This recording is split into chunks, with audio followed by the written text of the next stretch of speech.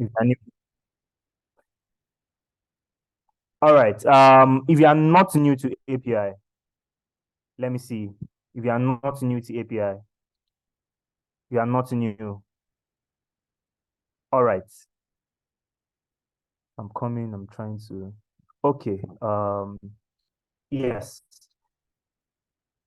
Can you see my screen, please? If you can see my screen, reply it an emoji. Let me know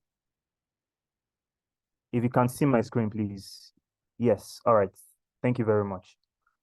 Okay. Anchor Idoren, a seasoned senior quality assurance engineer and founder of a mentorship community, Test Jedi.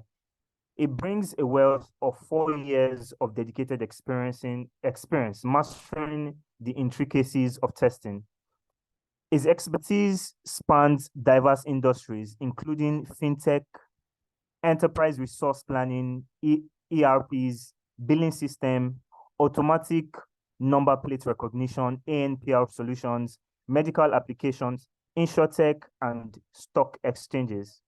Anchor's multifaceted experience uniquely positions him as a versatile and adept professional in the ever evolving quality assurance space. Ladies and gentlemen, I will accept the round of applause, but then with an emoji, reply with emoji. Please, let's make welcome our speaker for today, Anchor Idoren. I hope I pronounced that right. Anchor Idoren, please. Reply with an emoji, please. Let me see people. Clap your hands. I'm just seeing only a few people here. All right. Anchor, the floor is yours, please. Yeah. Um, Thank you very much, Henry. Hmm. I can clap for myself a bit. Yeah, yeah. Go ahead. Go ahead. All right, thank you very much. Um, so welcome everybody and good afternoon. Okay, still morning anyway, sorry. Good morning, everyone. So as Henry said, right, today's session is mainly we're going to talk about APIs, right? And he has done all the introduction, he has watched me and everything. So you guys should not worry about all those things. They're just things that we put up just to, put show that part. But nothing really exceptional about me. And apologies, I can't share my screen. Today was some things came up, so I'm a little bit rusty today. I'll show you my small fine face. But what we're talking about today is APIs, right? I'll try as much as possible to break it down for you guys. So if you don't have a writing pad, I would suggest that you get a writing pad, or if you're on your computer or on your phone, there are some things that you want to jot down. If I share my screen and you think that whatever I'm sharing might be of interest to you, you can just do a quick screenshot, right, of the information. But I'm going to try as much as possible to break it down. And if you have any questions, like while I'm speaking, right, if you have any questions, you can just drop it in the chat, right? I can see the question and then address it, right? I'll see it as a pop-up and I can address it as I'm, speaking about that particular thing, right? But if it's clear to you, right, you can just be giving thumbs up, to encourage me and let me be fluent, right? So, I think I can share my screen right now and let's start right into it. So I know that a lot of beginners here, so I'll try to like break it down and all that. And I would, try to use a board, try to show us, try to explain it in simple terms of what we can understand. But if there's anything at all that is not clear to you, just use the chat section, right? Type it out so that you can call my attention and I can address it as I am, teaching you guys, right? So once again, we're talking about APIs and we're going to throw in some things about how to, you know, a brief thing, a scratch on how to test APIs as a tester because we're a testing community. So whatever we're going to talk here is, it's around how to test these APIs, but you can't test what you don't understand, right? So I'm going to like start from there and then hopefully we'll all get a grasp. So let me just share my screen and let's talk about stuff. Okay. All right. So I'm sharing my screen right now and I believe you guys can see my screen. So I'll start from what an API, like what is the meaning of an API? Like what does it mean? Because it's an acronym, right? So API stands for Application Programming Interface.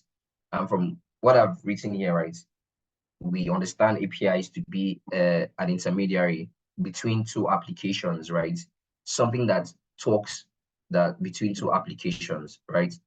So an API just sends it, just deals takes a request from one application and then returns with a response. So that is just the brief explanation of what an API is. But I'm going to now dive into it because I'm more of a I'm trying to explain it to people that are newcomers. So let me just pull up a whiteboard so that we can start from there practically and see what's going on. So let me try to pull up a whiteboard.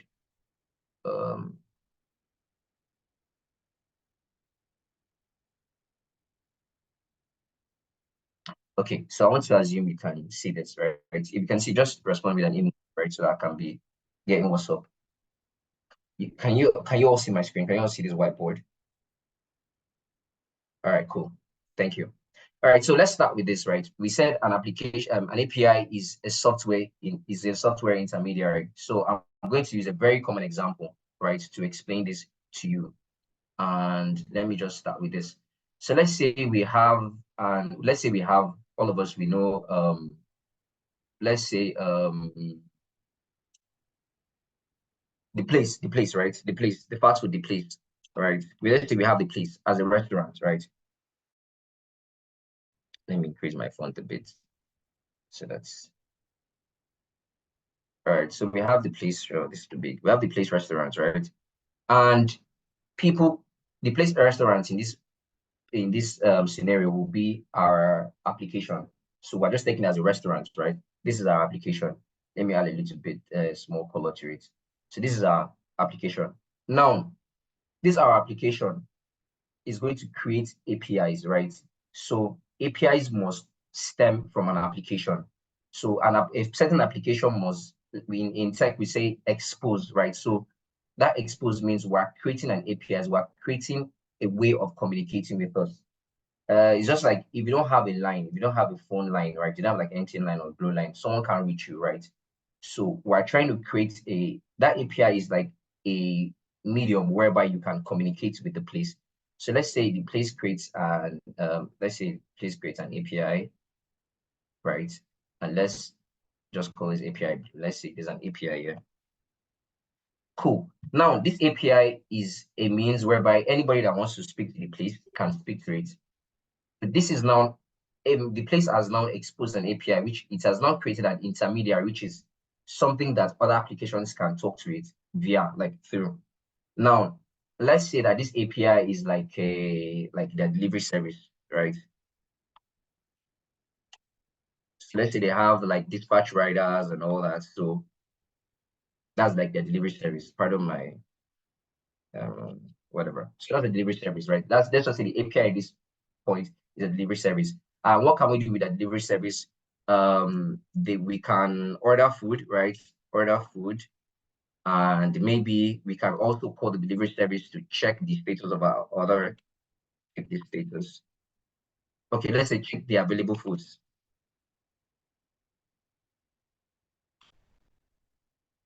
Or let me just say meals. All right, cool. So that's how I want to put it. Let me put this so that we can know that this is true. Right. Now, the place is the one that created this API. So they are the ones that can tell us what we can do with the delivery service. Now, you as a user, like a user, right? Let's say you're the user on this other hand. Let me make this great. So you are now like the customer. Cool. Now, if you want to order from the place, right? If you want to order food from the place, I'm going to like create something else here, right? So you as a customer, right? If you want to order from the place has told you that you can order for food and then you can also check the available meals, right? These are the only two things you can do. So number one point you have to notice is that this application, which is the place, tells you how you are limited to the communication methods that you can have with it. You can't give this API, that's the delivery service, any other order that is apart from these two things. Like you can't tell it to go and buy a recharge card for you. You can't tell it to cook a new meal for you.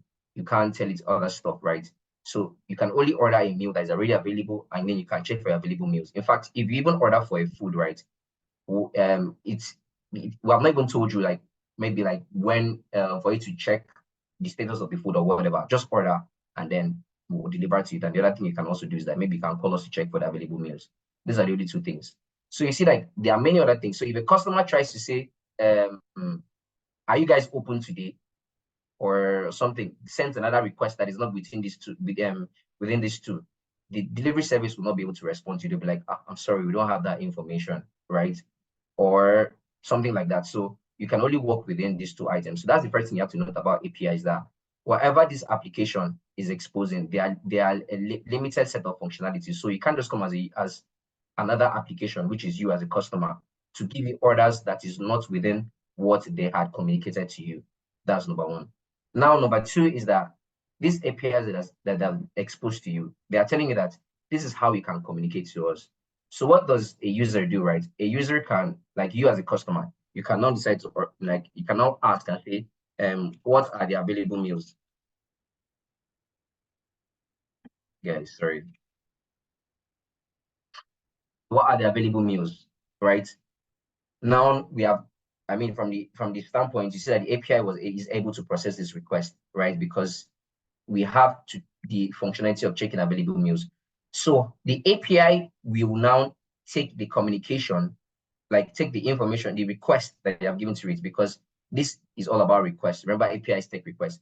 So if you take the request, right, to the place and say, Alpha, Anita is asking for the available meals. The place now say, do we have this kind of, like, to check first that this kind of request, do we support it via APIs? If yes, then say, okay, yeah, that's true. We created this functionality that our delivery service can send us this information. And say, okay, will now the place will now return a response and say, we have response will now be, we have rice, beans, and all that, right? Then the user can now decide to now make another request and say, okay, now I want rice. That's an order, right? Again, this is a request from the customer. It will now take, this API will now take it to the place, and the place will now place an order and now give a response to the customer and say, your order has been created, right? So the response can be, I mean, there's no rice or your order has been created or something.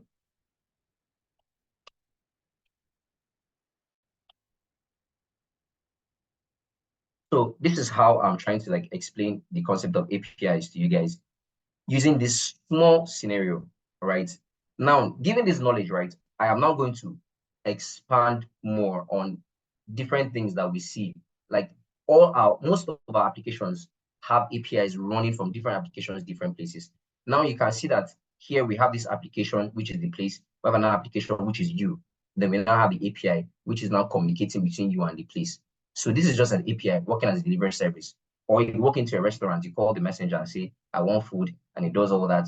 That messenger is like an API because the application, which is like maybe like the cooks or where they are cooking the food, or like the backside of the where they are cooking all the meals, they have given that messenger to you and say, however you want to communicate with us, this is the person that you use, right? You can't come into our kitchen and start doing anything, right? Because in our kitchen, you see us slicing meat. In our kitchen, you see us washing. We don't want you to come and mess things up for us, right? We give you an API. This is only how you can communicate with us. Order your meal or check your meal. The rest of the things, I'm sorry, out of scope for you. So now let me now expand more on something like using applications that we use every day. For example, right? I mean, the bug detective, right? Bella was giving us in one of our episodes, right? She was talking about how people use their Uber app and how people use Google Maps. Now, Google Maps is a very different application, right? And Uber is a very different application. Now, let's say that this is Uber, the place, and then this is Google Maps. Now, Google Maps okay, let me put Google Maps by this side and put Uber by this side. Let me just change this. okay, let me not change it, but let me just use the scenario. Now, Uber was able to give, Google Maps is able to expose APIs and say, if you want to check a particular place or places or whatever, we have given you APIs, so you can call us and say, I am looking for this place, so, or I'm not looking for this place. Now, if Uber uses that Google API, remember it's Google that gave out the API. If Uber uses that API, Google will now say, do we act like this API, this request this person is making? Can we process this request from other people? If yes, good. Google will now say, okay, these are what you can do and all that. So that is the concept of APIs. APIs are just like an intermediary, right, between two applications, and it's a way whereby two people, right, like two applications, right, can speak to each other. So I don't know if that explanation sits well with everyone, or if there's any question concerning this brief explanation that I've explained. If you're following, then you can just give a thumbs up, and then we can move on to the next thing.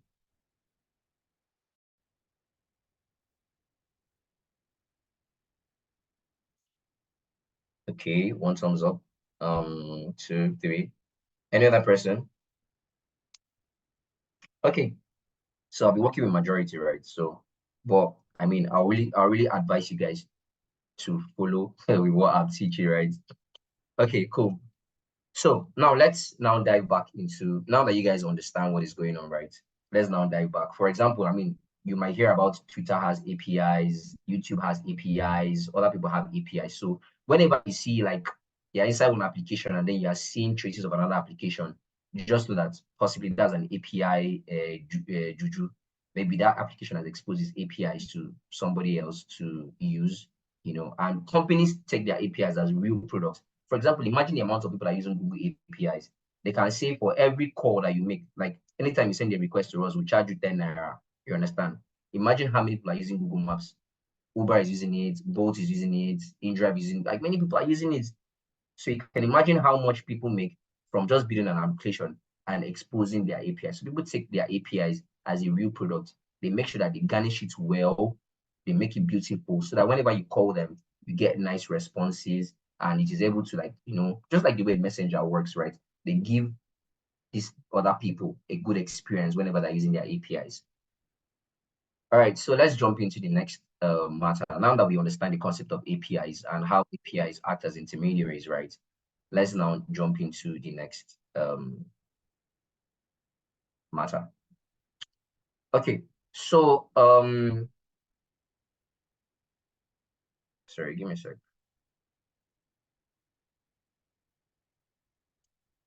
Okay, now moving on, we have like different types of APIs, right? There are different types of APIs. Like what I mean by APIs, like the API technology, we have different types. Just like you can see, we have different delivery services. You have maybe like the Uber delivery, you have Gokada, you have stuff like that. So we have different APIs, and the way they work, are a little bit different. Like the structure, like the way their languages and the structure, the way they structure the whole thing is a bit different. But it's still the same concept of making requests and receiving requests, right? But I don't want to bore you guys with all that for this class, but these are just a few. These are like, the different types of APIs that we have. But for the sake of this class, right, we'll be concentrating on the JSON REST APIs. All right. So this is the brief graphical explanation, right, of the APIs which I was talking about, right? Where, for example, right, it's not only when you communicate between two applications. If you log into Facebook, right, on the Facebook application, when you input your username, right, when you input your username and input your password, and you click on login, there's a messenger on that front end, like that beautiful user interface that you see, right? There's an API that has been sewn into it in the back that accepts your request and takes it to Facebook server, right? And Facebook server will now process it and say, is this person actually a user? Did you cross-check the username and the password and say, does it match anybody on our system? If yes, they will now give you a response that, okay, your username and password is correct. which means that you have been authenticated to enter into the application. So Facebook will now give you a token, which is like a key, and say, okay, oh, this is your ID card for you to access our application. So that is how it works behind the scenes. That's why sometimes if you input a wrong password, the API will take your request to the back and say, does this kind of person exist? Take it to the application will run the logic and say, this email does not match any password. Like the email and the password combination is wrong. To now tell you, the response now be maybe you have invalid login credentials. So that is how it's not only between two applications that it works. Even in an application itself, an application can have its APIs whereby users communicate with that same application. So most of our applications run using APIs, right? So that is just the brief. This picture I'm showing you here is just a brief explanation of how the APIs work within an application. The previous explanation I gave to you is how it works within two applications. Now moving on, right? We are going to dive into, sorry, I'm going too fast, sorry. We're going to now dive into Postman, which is the tool that we're going to use to show you how APIs work real time, right? I mean, it's going to be very, very practical so that it's not going to be like something you guys understand. I'm going to try as much as possible to tear apart so many things and show you how things work behind the scenes, right? So we're going to be using Postman to simulate some things, and I might also use any random application, maybe like even Facebook itself, right? I will try and use Facebook itself to show you what I just explained. So, but before we jump into Postman, let me just quickly just talk about some other things that you may need to know about APIs, right? So moving forward, right? I think I should talk about URLs first. Okay. So sorry. When you want to make an API request, right? An API request has, we have a request and then we have a response. So just like when you're talking to somebody, say, how are you? The person will say, fine. So the request is like, how are you? The response is like, fine. So in the structure, when we want to look at APIs, right? The request and the response have two major components. They have the header and the body. So the request will have a request header and a request body. Then the response will also have a response header and a response body. So you should, as I said, right while I'm going through the slides, you can always take screenshots of these things to guide your mind on to picture something. So the request, when we're saying the request, it goes with a header and then when we are receiving the response also comes back with a header and a body. All right, so let me pull up my Postman so that we can see using a sample what should I say? Using a sample collection, I'll demonstrate what I'm talking about.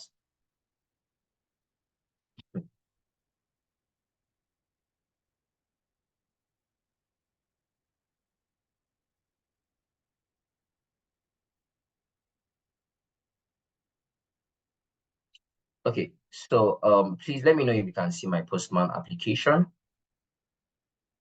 And I'm using the white mode because some people like the light mode. All right, cool. Thank you. Some people like the light mode and some other people like the dark mode. So I don't know if you guys can see clearly. Let me try and enlarge the screen a bit so that the text might be a bit more legible to you guys. All right. So this is my Postman, right? And I'm just going to give you like a brief should I say tour of Postman. So Postman is a tool that we testers, right? We make there are other tools there, right? But Postman is like the most common tool that testers use to test APIs, right? It has a lot of functionalities that makes it very easy for us to test APIs. So I'll just give you a brief walkthrough. We have what we call collections, and collection is like maybe like a mini project where you have all your API requests. So remember where I said that you can make an order or you can check for the available meals. So those were like two requests, right? Yeah, Postman's hacked it. Yeah, you're right. So let's say we have that example I gave to you. Remember that example? There were 2 requests there. So if you have a collection, right? A collection harbors all the requests you can have inside, like just like a mini project, but you can organize your collection any like. We can say maybe like if you go to like Facebook can have like its own collection where it has all its APIs, or Facebook can have smaller projects where there are like collections. Maybe like they can say the authentication part of Facebook will be a collection of its own. It's just the way of organizing your work, right? Nothing so spectacular or different. It's just the way of organizing your work.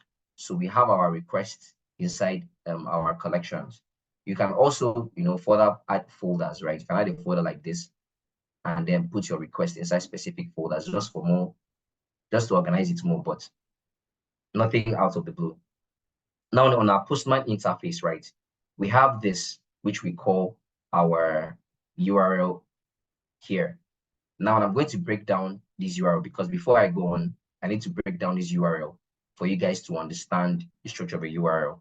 So I'll just Google it straight up, right, so that you guys can see and I can explain it to you guys. So let me just pick up one thing, structure of a URL. I know you guys have see all this website and all that, right? But you guys don't know that it is actually being broken down into smaller parts. So let me just share. I just Googled something real quick. So let me show it. Let me share it to you guys because you need to understand.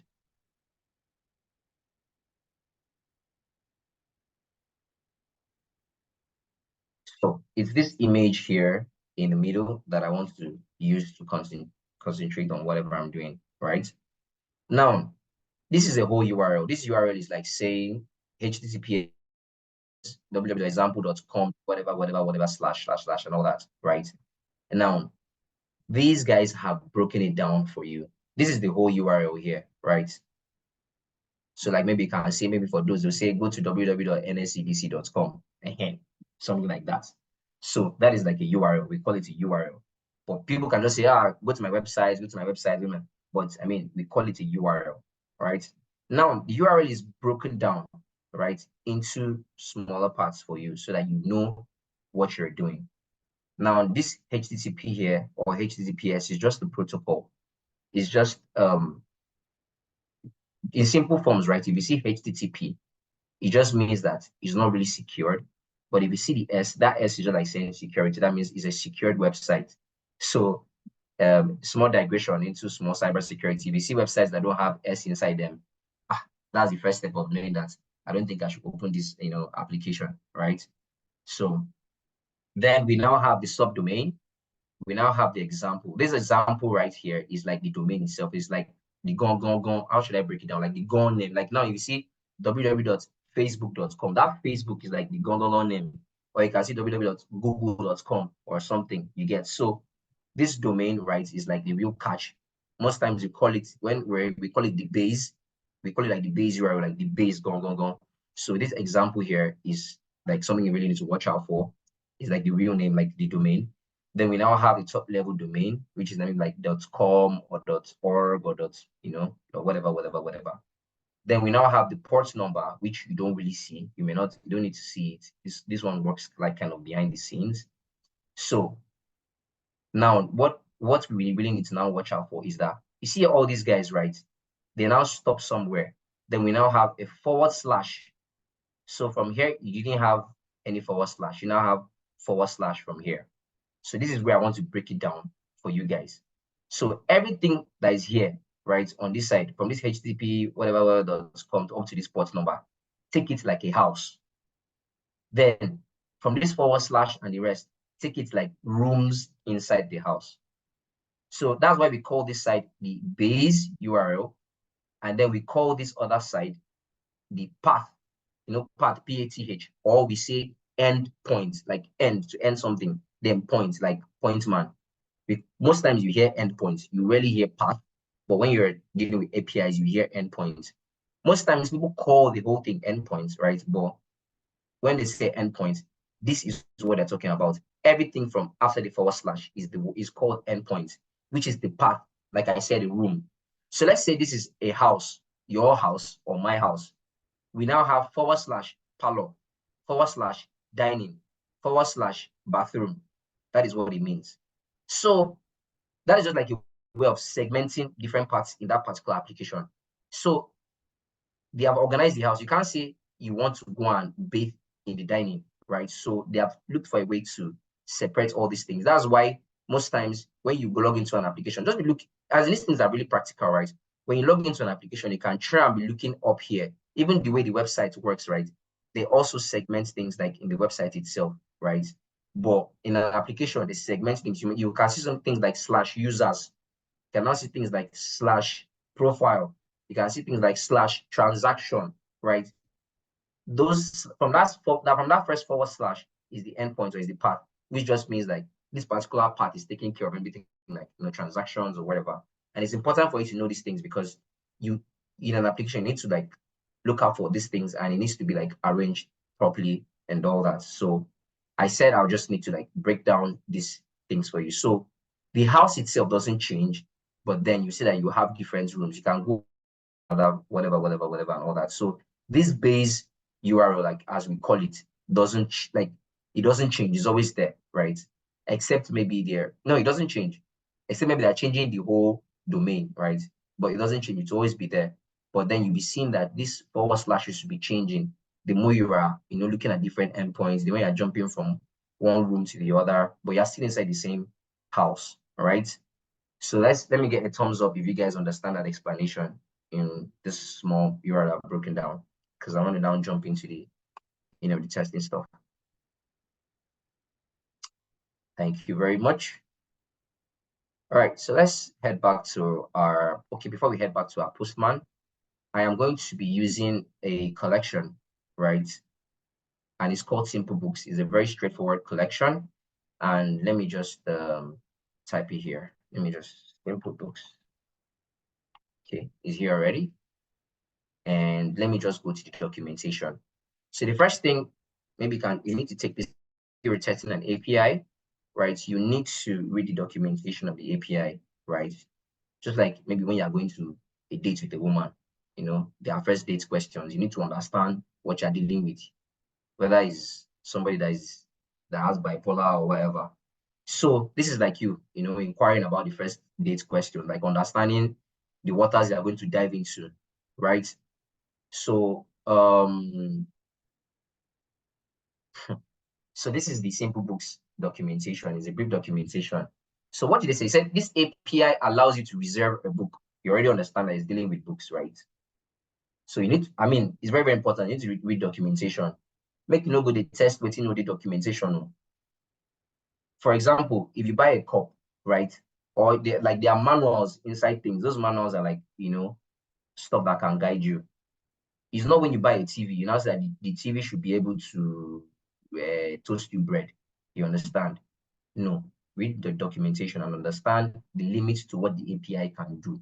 They are telling you that Ogao is only Hausa and Yoruba that I want to speak. You now say, you never read documentation, you carry the API, but put it inside your Postman. You now say, Owenyibo, are you okay? Of course, the application will tell you that what's going on. You now say, this API is not working. You guys are not communicating with me properly. But they'll tell you that, oh, this thing is not inside documentation. Now, what are you even doing? And it's funny, you get. So, but Igbos, I'm sorry, I don't know how I pronounced it. Forgive me. When I want Nigeria. So yes, without let me not waste more time. So this API is still can reserve a book, and it said the API is available at Kiniko. I believe you, sir. Now they have given you now see. As you can see, they are only naming the endpoints here, which is telling you if you go to my bathroom and shower, only shower, don't chop rice. Now they say if you go to my parlor is for watching film, no food allowed in the parlor. And I say, okay, you go to my parlor,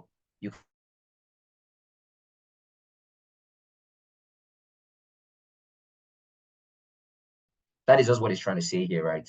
As you can see, they're not including all this. This is the base URL. See what I told you.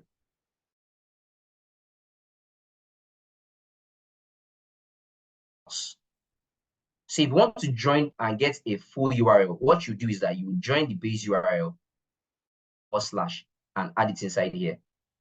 If you want to go to like the room. I don't know if you guys are following. Can I get a thumbs up if you're following?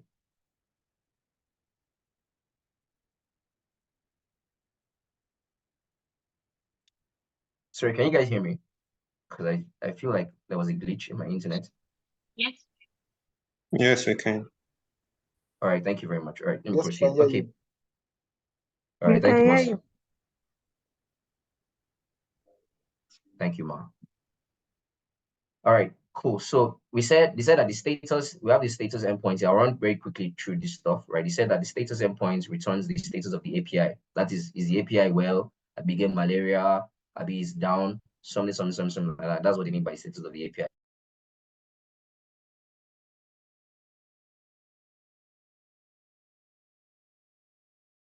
We can't hear you. I'm not well. Don't even bother hitting this other one. Just gonna say, this API is not working well. That's what I'm trying to tell you. Now we have the endpoint, which is books. It says now they are telling you that they are optional parameters, which means that you can get books, but you can say I want to get like a type of book. So it will not return you all the books. You can return all the books, but you can choose to say I want only fiction books and I want only non-fiction books.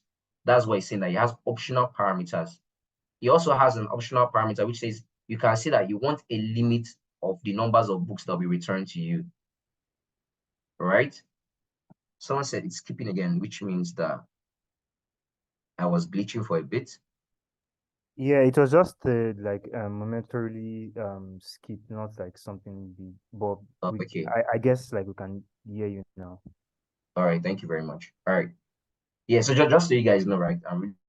So let's make it conversational. All right. So as I said, the optional parameters are just trying to say that to return you all the books, but you can choose to like customize the response that you want. If you want only non-fiction books, fine. If you want fiction to fine. And if you also think that what I'm returning to you is just too much, you can now say, okay, I want only the first 20. So it's just like you go to your father in the village and you cannot just go and tell him, Daddy, I want all the babes. So you give him spec. So you're saying, you want all the babes? Oh yeah, supply me your spec. I'll go find out for you. That's what these optional parameters mean, and I'll show you what it is in Postman. Now, this is book, right? This is to retrieve the books, and I said to retrieve detailed information about a book. That's why they put this book ID here. Now, the book ID is trying to tell you that you are looking for one specific ASA one. So it's going to bring you one specific book. Now, this other one says, so it allows you to submit an order. And it also further tells you that this one requires authentication. You can see, it says the other ones don't require authentication. That means we don't really need some details from you. But this one, we need to know that maybe you're a user, or we need to know that you're authenticated to call this application. So I don't think I need to go through all the documentation, right? So while I'm testing, right, we'll be doing one by one, because if I go all this, you might forget. And then so I'll be juxtaposing, right? While I go through one endpoint, I'll go through the other one, right? So let's jump into Postman again.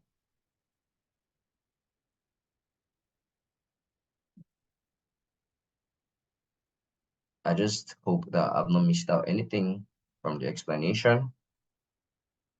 Okay, so this is what I was trying to tell you, right? So what made me go all that way was now the simple books collection here, right? And you guys saw when I was going through the documentation. So this is where you pass in your URL. So remember, this is the base. This one I've highlighted is the base only. Then we now have the path or endpoint here, right? So to make the class more interesting, right?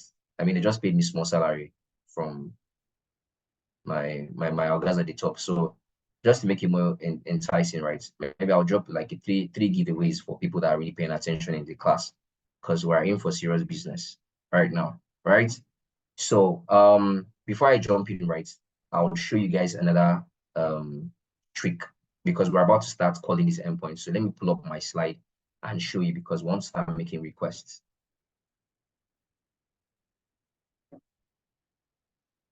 All right, so I explained to you guys that we have URL and then you make request, right? You make request and then you get response. Don't forget request header and body, response header and body.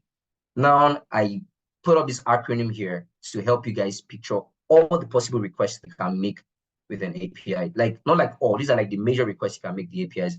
All the other requests that that come under, they all still kind of fall under this major four. Name is actually it's 5 sharp, but I did an acronym before. The update has 2 methods inside it.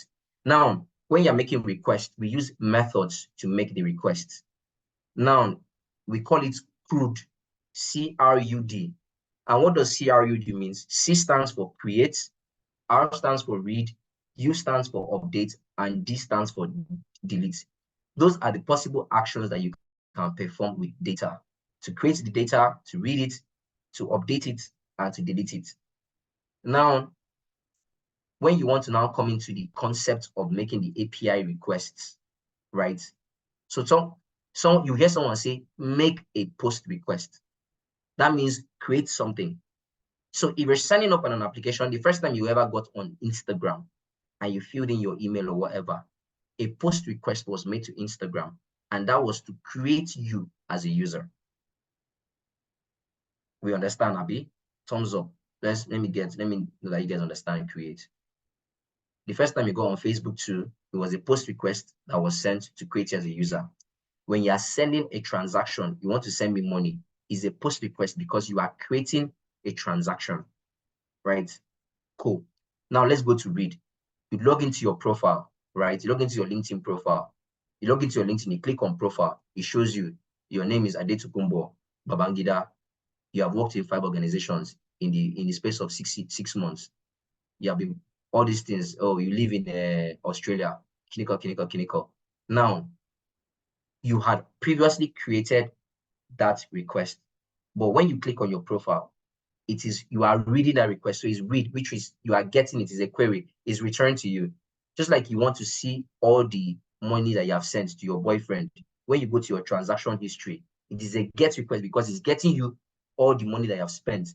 Like you bought boxers for 5K, bought singlets for 2K, and all those. You pay transport, Uber, 3K to the island, all those things. It brings out your transaction history. That is a get request because you had previously created it. You created the transaction by sending that money, and now you are getting it back. So remember, if you want to get something, it has to first of all exist. So if you not create it, you can't get it. Now, update. It's not everything you can update. For example, if you create a transaction, you can't go and update the transaction again now. Well, I think on OP you can update the transaction type or whatever, but it is what the API tells you can update that you can update, right? There's some applications, there's some applications you go to, they will tell you can update your email, right? It's the way the API was built. So we have 2 types of update, right? I'll say in theory, I'm putting that theory in quotes, right? In theory, we have 2 types, but most times people don't really follow this convention. So you see that the updates, we have a put and the patch.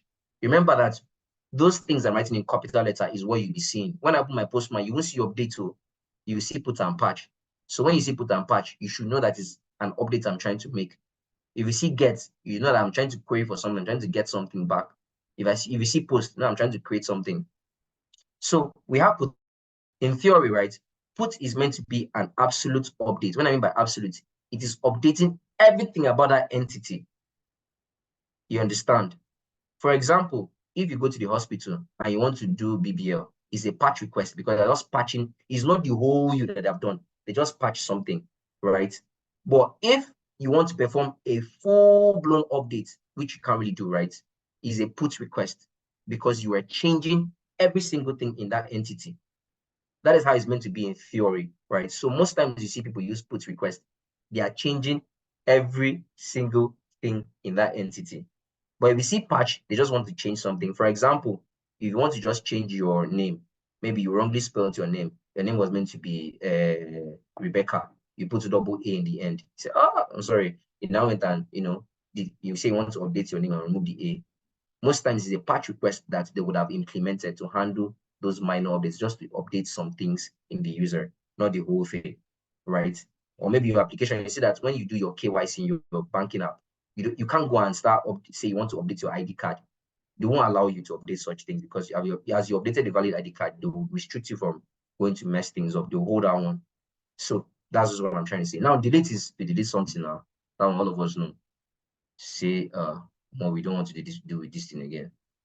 So that is what I wanted to tell you. Please cram this thing, crude, right? Create, read, update, delete. All right. So should I take this one now or I should take it later? I'll into Postman. At least let people see small action. What is life without action? Okay. So apologies to all those that like all this romantic stuff. We're doing action here. It's action film out there. Remember, from the documentation of the simple books, right? There were a few endpoints. Remember that I said I'll be using this word. There's few, requests that don't need authentication. While some others need authentication, like we need to know who you are. What I mean by authentication is like when you want to, like if you want to send money, you have to first of all log into your bank app. It's a process of authentication. We're trying to authenticate this person. Who are you? You log in with and then say, okay, you're authenticated. That's the language you use. But there's some other features that you don't need authentication to perform.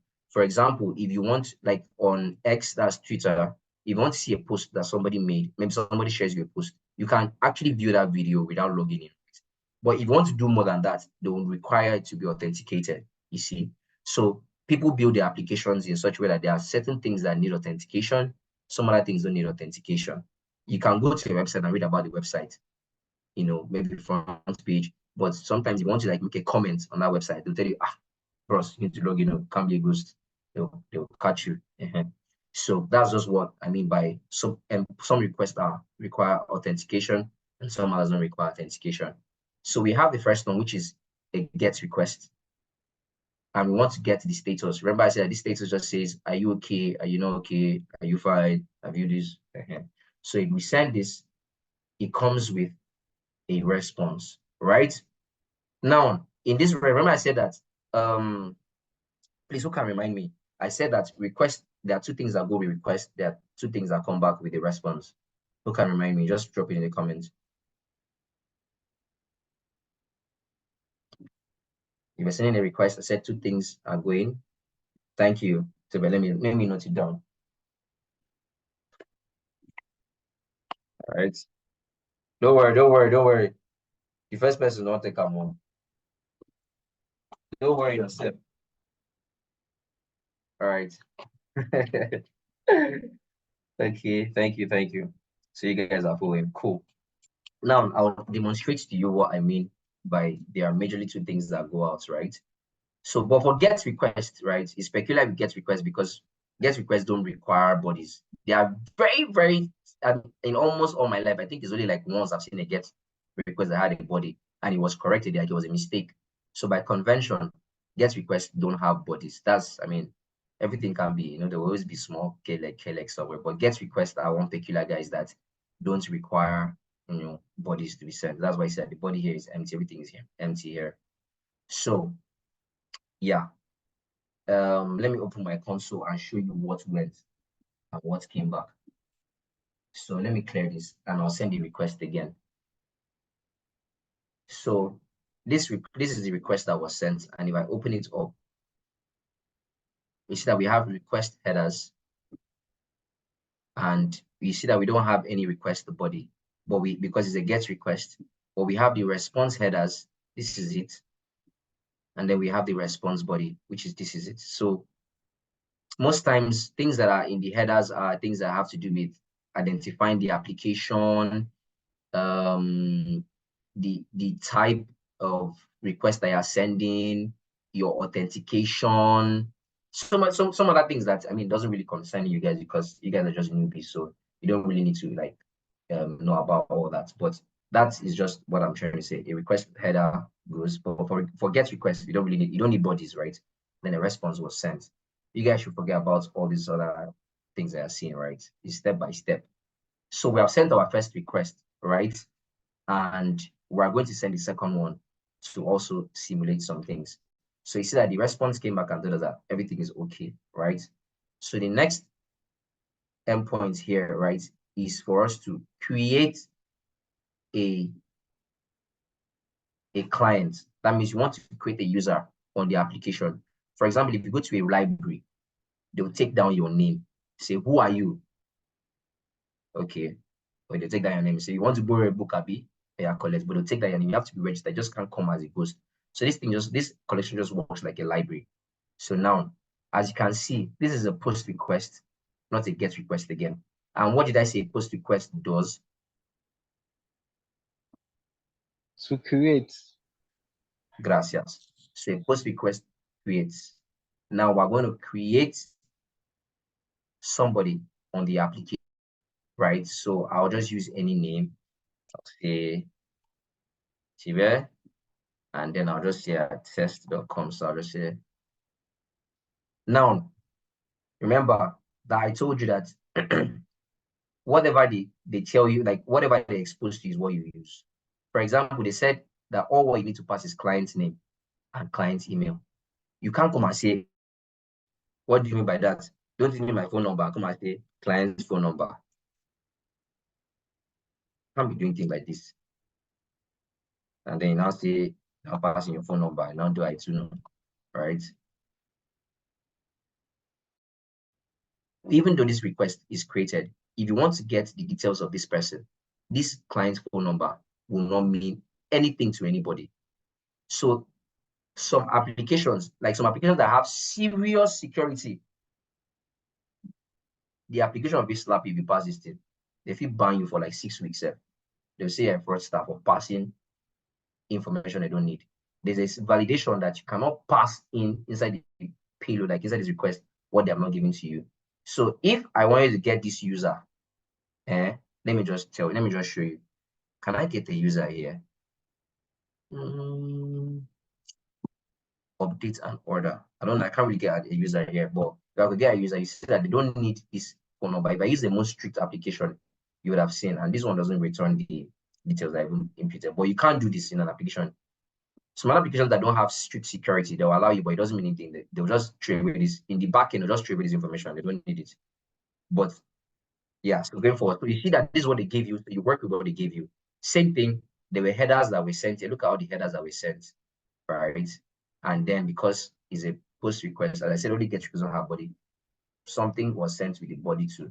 And then the response came back in the body with a token. And then we also have response headers too. Now we got a token, which means that we have created a user. They now identify us as a user. This token is like a key. And this in all your applications that you need to log in. Whenever you log in, you are creating like a session or something, they will give you a token. Whatever technology is responsible for giving that, they'll give you a distinct key, a distinct thing.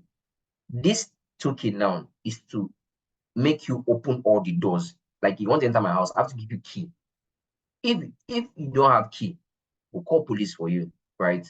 You won't even be able to gain access, right? They will tell you you're not authenticated and all those things. Let me give you an example. Let me go and use this order a book. Sorry, let me see. I think I did something here. So this order a book, right? I want to order a book, and it said customer name. Let me just see. Should be I registered with Tibet. So let me just do Tibet, and I call this. What did they say? You are missing authorization header. Even if I pass in an authorization header, let me just say I just pass in something that's not a valid key, right? Remember they gave me a valid key, but now I'm just passing in something that's not a valid key, and I send this request. It says invalid BRs. So it cannot allow me to order a book, right? So even though I passed the right, I say, my name is Tibet now, and they say, bro, we don't know who you are. No be name with the use run this matter. Waiting be the code, you understand? Say, Pablo, what's the code? You cannot say code. Come on, you go back to where you're coming from. So that's how applications work, right? We don't care if you're passing the right name.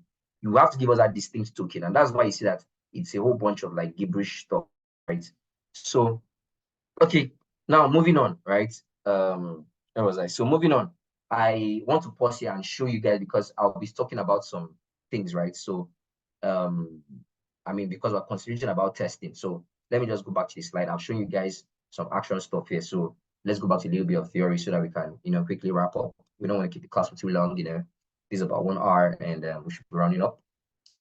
So, but I mean, if the class is making sense to you, please just let me know. Just put in this comment section, let me know that we're making progress, that we have some upcoming tech bros and tech sis here.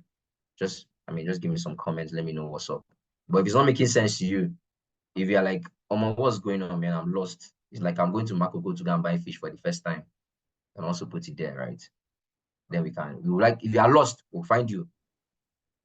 But it's not in this class, we may find you in camera. Okay. All right. So there's some other things I want to talk about, some other things that you guys need to. Amazing. All right. I see people saying amazing, amazing. Oh, let me put my account number. Okay, that'll be after the class anyways. So now there's some other things that you guys need to understand, right? So please, I know that it might be a little bit too much for you guys because it's first class, but I'm just trying to give you guys an up-down view, right? That you need to know. So when you're testing, right, there are what we call HTTP codes, right? So HTTP is like the protocol. You understand? Just for example, some people use train, some people use bus, downfall. Some people use, Uber, so ship and other things. So HTTP is like the protocol that you use to communicate, right? Some people use, some people say via WhatsApp call. Some other people make call via cellular. So they're different, some people are using that data, some are not using that data. It's just like the technology for communication. So HTTP is like, the way you're communicating. But don't worry about it. You can always, all these things you can always like Google about it. Just know this small one. So whenever you, send a request, there's a code that comes with it. Apart from the response header and the body, so there's a code that comes with it, and that code is also like contained in the header, right? Yeah. The code comes with the response header. So there are these 5 codes, right? There are 5 categories. There's the 100s, the 200s, the 300s, the 400s, and 500s. Please, if you're looking to going into testing, this thing I've made, screenshot it. When you want to sleep, go and print it, then put the paper on your forehead and use it to sleep. Because many times these things, you need to know these things, right? It's a quick way of knowing what is happening, and it's a quick way to also correct maybe the developers or whatever. Now, I explained whatever it is here, but I'll just briefly like break it down for you.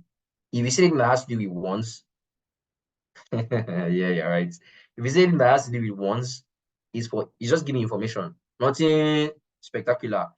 They just say that nothing happened, but just giving information, right? You rarely see ones. You will rarely see ones when you're running an application. You rarely see ones. Now we have the 200. You always see 200. Something you always see. 200 is just trying to tell you that whatever I did was successful. Now I'm saying 200 because there are different types of 200s. You understand, right? It can be 201. It can be 202. Like there's 201. I think there's 202, 204, some other things, right? So, but it's saying that 200 and just trying to tell that what you did was successful. But then, like if it's 201, 201 will tell you that you were trying to create something and it was successfully created, right? If it's like 200 will just tell you that what you did there is you went through, it's success, right? Then there's like 204 and there are other things, right? So, but I don't want to like expand on them in this class, but you can always like just go on Google excuse me, and say, oh, like you want to like look at 200 error codes and whatever they're doing and whatever. Now we have the 300s, right? The 300s have to do with redirection. Maybe they're trying to say that, oh, we have direct. Maybe you wanted to go to FMC, Federal Medical Center, and now redirect you and say, you should go to Evercare. So once that request hits Federal Medical Center, right, they will now redirect you to maybe Evercare in Lekki. So you now get like a 300 that, oh, you were redirected from where you wanted to go. So 300 has to do with like mostly redirection and all that. Then we now have like, what do you call it? Yeah, someone said 204. Yes, we have 204. 204 just tell you that, yeah, what you did was correct, but then there was no content. Most times when you delete data, you get like a 204. We have like 207, we have like 208. They will tell 208 say, I don't hear, but person already report them. It's like already reported. We have many, I don't want to like, it's not is not like really crucial for beginners. So I mean, I was in 300, then we now have the 400s. 400 is trying to say that you as a user, you dey mess up, you are faffing. So you're supposed to pass email. Your email is organigwe@tester.com. You now say organigwe tester, remove the @ they'll give you 400. You understand? Say, so whenever I get a 400, that means you are sending a bad request. Like like the error is from you, not from the application itself. So you are the one you need to check yourself, right? For example, when I try to log in, when I try to call that request with an invalid authentication, I was not authenticated. I passed it gave me a 401. So whenever I see 4, that means it's you that is messing up. And that 401 means that I'm unauthenticated. So all these error codes come with a title. You see like 401 unauthenticated, 400 request, 403 forbidden, 404 not found, 405 method not allowed, and all those kind of things, right? So just trying to tell you that you as the user messed up. Then I'll give you a title that corresponds to that you mess up. So that's 400. Then 500 has to do, as someone said, 500 is the application. The application is just messing up, right? Maybe the application is not reachable, or the application has crashed because the application has said, I'm tired, man, I cannot do this anymore. I need to leave this country. That's when 500 is the application, it's not you. So whenever I get like a 500, then you know that now the application they mess up. So that's, I just wanted to tell you guys things, because when I am, so what you need to know, what you need to cram is 200, 400, 500. 200 means say, Obago, everything has entered, is going. 400 means, hey, yeah, I don't mess up. 500 is like, the application is messing up. So, yeah. So now let me go back to, yeah, I need to tell you guys about those HTTP error codes, right? So, okay, I'll talk about the purpose. When we're testing APIs, what we're testing for, but let me just quickly run you the simple books API so that you guys see what I'm talking about, just within 15 minutes, right? Cool. All right, so we're back to Postman, and because I've shown you guys everything that you should know as a beginner concerning API testing, so you need to know it. So read the documentation first of all. The documentation will tell you what you need. I won't be going to the documentation and forth and back, but I'll use my knowledge of documentation that I have on a different screen and run through this thing. So first of all, we were able to check the application. So we called this request. So if you can see here, after we called the request, we got a 200 okay, which means that everything is going well, right? Then we got a response. Now, when I registered an API client, see, it said 201 created. So this title is different from this other title. This one says okay, right? While this other one says created. Yeah, someone's mic is on, so you can check again. Someone's mic is on. You can check, I think your mic is on. All right, so cool, moving on. So when we did this other one, we got 201 created. That means we have created a user successfully. Now, let me show you what I'm saying. If I remove this @ which makes it an invalid email, and I call this request, see, it says 400 bad request. But then it gives us a good message in the body. It says invalid or missing client's email. That means either email is invalid or you don't even supply them. See, so that's why we got this 400, which means you are messing up. So we now need to correct it. But I've already created, and even okay, let me use the same email again. Let's see what will happen. So it says API client already registered. So I use the same email that already registered. I want to, so you can't have two users with the same email again. So you see, it's saying 409 conflict. See, it's not 4. So you see, all of them have titles. Anything that is 4 is that you need to correct yourself. You are doing something that is not right. So I'll now just change this to Adrian, right? And then I'll just create a different person. All right, so I'll copy this token because this is my key, and for the endpoints, the requests that need me to do things, I'll to use this. Okay. Someone's mic is on. I don't know who that is. Ibukun. TBD, please can you help me mute Ibukun? Thank you. All right, so moving on quickly, right? I'm going to go to list of books, and if you see, I have from other requests that, I'm not passing my full URL. I look for a way to manage it, right? So you guys should not worry about this. Actually, the URL is there. You can see it's saying, but because of, I'm just trying to do some show off, right? I used one Juju to reference it somewhere. But going forward again, you see that we have status here, /status. We have /API clients. See, but this same URL still remains the same. And since it still remains the same, I'm still showing it here. As a tester, those upcoming testers, if you are parameterizing something, because many testers make this mistake, they'll parameterize something and then be using it blindly. Just click on this code view, and then you can see the curl, that is the raw request. Everything that you're sending, you can see it's grow. So as you can see that this is the actual request I'm sending. The same base URL here, see? But then the endpoint, which is the path, changed because I'm talking about books now. And in these books I'm saying, I now provided an optional parameter and say, fetch me only non-fiction books. Remember, it's optional, so I can choose not to put it. If I delete it or I click it out, I'll get all the books. So I'll call this endpoint. Let me change my view so that it can be easy for you guys to see. All right, so see, I got a list of all the books here. It's fiction, non-fiction. I mean, there are all kinds of books, but if I click on this fiction again, and then I click it, and then I send it, you see that I get only non-fiction. Fiction does not come back, right? Okay, cool. So let's move on to the next one. That was list of books, right? Now I want to get a single book, and I want to get a single book. They say I should pass the ID of the book. So I'll pass the ID here, which is 1. And then if I send this request, it will get me the book of ID 1. Now let me show you how I know that the ID is 1. In the list of books, right? See that I have ID 2, ID 5. So this one that ID 5 is its name is untamed.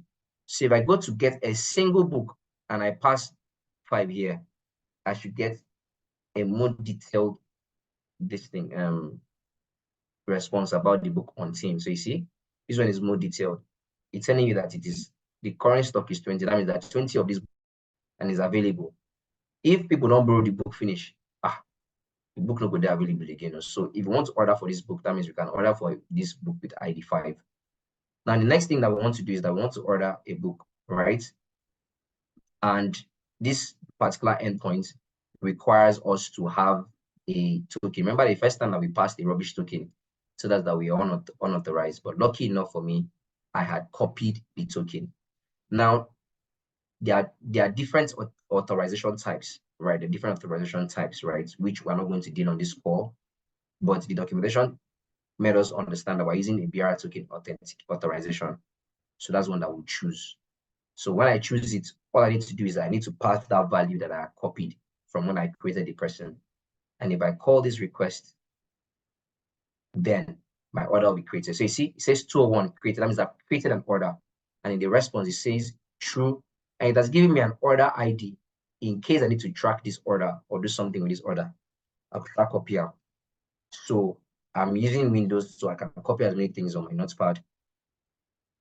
Then I will now go to get all book orders. So all the orders I've ever made, right? I'll come back and I want to pass that token because now if I created a different user, let me say I created a user called Tina, right? If I pass Tina's token, how can I simulate that? Okay, I'll try. Let me register another person called Tina. I'll copy this token to a notepad. So this token starts with 198 and ends with B6A. Okay. So let me create another person, Tina, and I'll be juxtaposing between both. All right. So Tina's one is different. Cool. Now I'll use this Tina's token, right? Just to show you that token identifies users. Now, if I come to get all orders, now I'm not making any order with Tina, but I want to get all orders using Tina's ID. If I call this endpoint, it is empty. Nothing is inside. It came back with an empty response. But then, if I use Utibe's token, which is this, and I call this, you see, I have an order 1 because I order for 1 book. You see, And even already the customer name is Tibe. You see? So that's what I'm just trying to say, that token identifies users. That's why once you log into your application, you will not see my account balance. You will see your 2K that you have there, because it's your token I'm using to retrieve that information for you. If I give you my own token, maybe you can't give Thanksgiving, because the money that you see there might blind you, might even use it to chapa. So token is a unique identifier used to customize the information that I'm returning back to the user. Now, remember, I copied the order ID. So there, we also have a request in case I have like 6 orders, right? And out of that orders, I just want to know, I ordered like 5 books, but I want to that on team. I want to get it or something. So remember, I copied the order ID, so I can pass the order ID here for unthemed. Okay, let me not pass the order ID first. Let me send this request. So you see, okay, I need a token. So I'll pass the Tibet token, and then I want to get a particular order. So it says no order ID with ID, whatever. So I didn't pass in a valid ID, right? This is the way the request sent. But if I pass in the ID of that order here, I'll get back the order. So why am I doing all these things that I'm doing funny things that I'm not doing funny? Because this is like a testing platform. And when we're testers, right, we test the application for different scenarios. We try to break the system because different users use it. Like people that don't even know that they need to pass this, who pass order ID would send this request. So we need to test that if somebody does not pass an order ID, you have to give the person a reasonable response now. It's not like you're just gonna look at the person. It's a communication thing. That's why some other people like to use some other applications over some other applications, because some applications are user friendly. They communicate with the user well. If the user make a mistake, if the user is sleeping in church, the way they say, "Sorry, sir, you can't sleep here. Do you want some glass of water?" Some other application, if you're sleeping, they just slap you, or like they treat you anyhow. They just straight out of the application, or they'll not even communicate to you. You'll be trying to log in, no message. You click login button, click login button, no message to you. How would you feel? You won't know where you are wrong, right?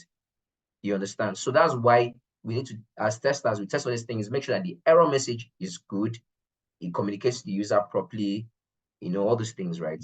So this order ID I even pass, if I maybe like, let me just delete some things and pass an invalid order ID here. You see, they said no order ID with ID this. So they're trying to tell you that this ID you pass, there's no order ID with this ID. So if me I have sense now, I'm not gonna check it and say, okay, it's wrong ID, and then I'll change it. So these are things that you need to check. But after checking that, you also check the HTTP response. That the developer is not saying that it's 200, okay, or somebody, no other ID came back and you're saying that it is successful. Why? That cannot happen now. So you need to check too, because the way this request is being sent, the order ID is actually being passed in the URL like this. This is how it is actually being sent. So if you see anything that has, for testers, if you see anything that has that path variable, is actually being passed like this.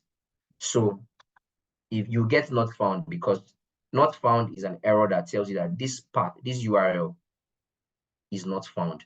So people confuse it a lot. Not found does not mean that the entity. Can you please change CDP to another letter? What's CDP?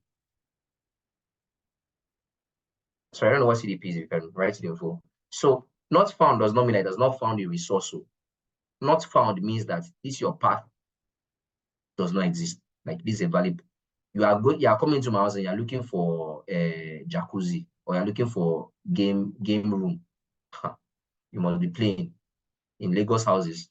So it's just trying to tell you that this path does not exist. So please note, people confuse a lot. Not found does not mean that the resource is not in the database.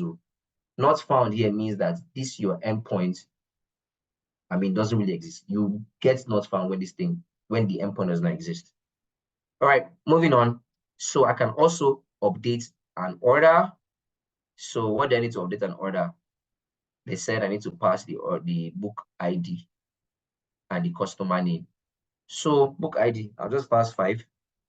Customer name, maybe I'll now say, okay, or maybe Tina. No, let me say Vicky. So I'll now run this request. Sorry, BR token issues. It's something I'm trying to do now. And I hope that it works with what I'm saying. It didn't work. Okay, but this should have been a patch now. Let me try.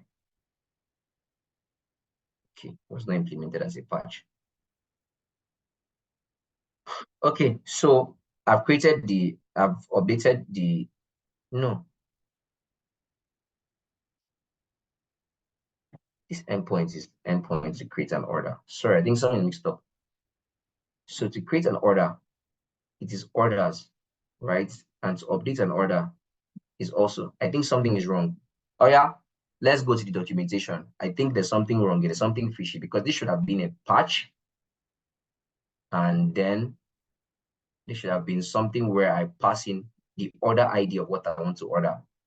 So because now if I call this endpoint, it is giving me a new order ID, but I just want to update an existing order. I don't want to create a new one, right? So you see, this is when your thinking comes in. So there's something that is wrong with this guy. All right, so let's go to the documentation.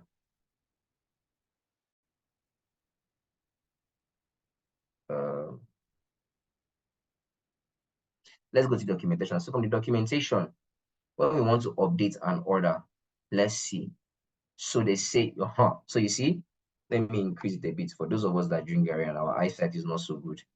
So to update an order, this is the endpoint that we need to pass, right? So it is orders / you pass in the order ID. And then it says that in the request body, so the request body needs to be a JSON format that allows you to update the following properties. So you can only update the username. So let's say you ordered a book and then you want to change your name. They are only saying that you can only change your name for that particular order. So you can see the structure. They say just passing only the customer name. This is something I can type myself, right? So they're giving you a sample. And here, so you see this patch, so you can see is a patch request, right? So apart from patch, what other method do we have for updating? Who knows? Who remembers? Put. I don't know who said it first now. That's the problem. I did. Who's the guy? Who is the person that said IO? Moving on, there's no Rebecca. reward. It was a lady that said put, a lady. That is Yeah, Rebecca. it's me, Rebecca. Okay. Wisdom, you have any question? Oh, Wisdom, you're saying it is you. So the lady that first said put. It's me, Rebecca. Yeah, okay, let's stick to typing, right? So if you type it first, I think some people are also good with their keypads. That's why she rushed to say that, but okay, that's fine. So I believe you guys are following now, right? So you know how they say if you see something, say something. So I saw something that is not going well. And that's why I was quick to say, let's go back to the documentation. So we're going to, from the documentation, we need to change the method of communication because we are updating something, we're not creating it. So we change it to batch. Then they said that this endpoint, you need to pass orders / the order ID. And I have the order ID here. So this is the order ID. Cool. And then they said the only thing you can change is the customer name. So I'll just take out this book ID. Right. So I'm going to change it. Remember that so remember that when I do get an order, let me do that get an order again. Here, right?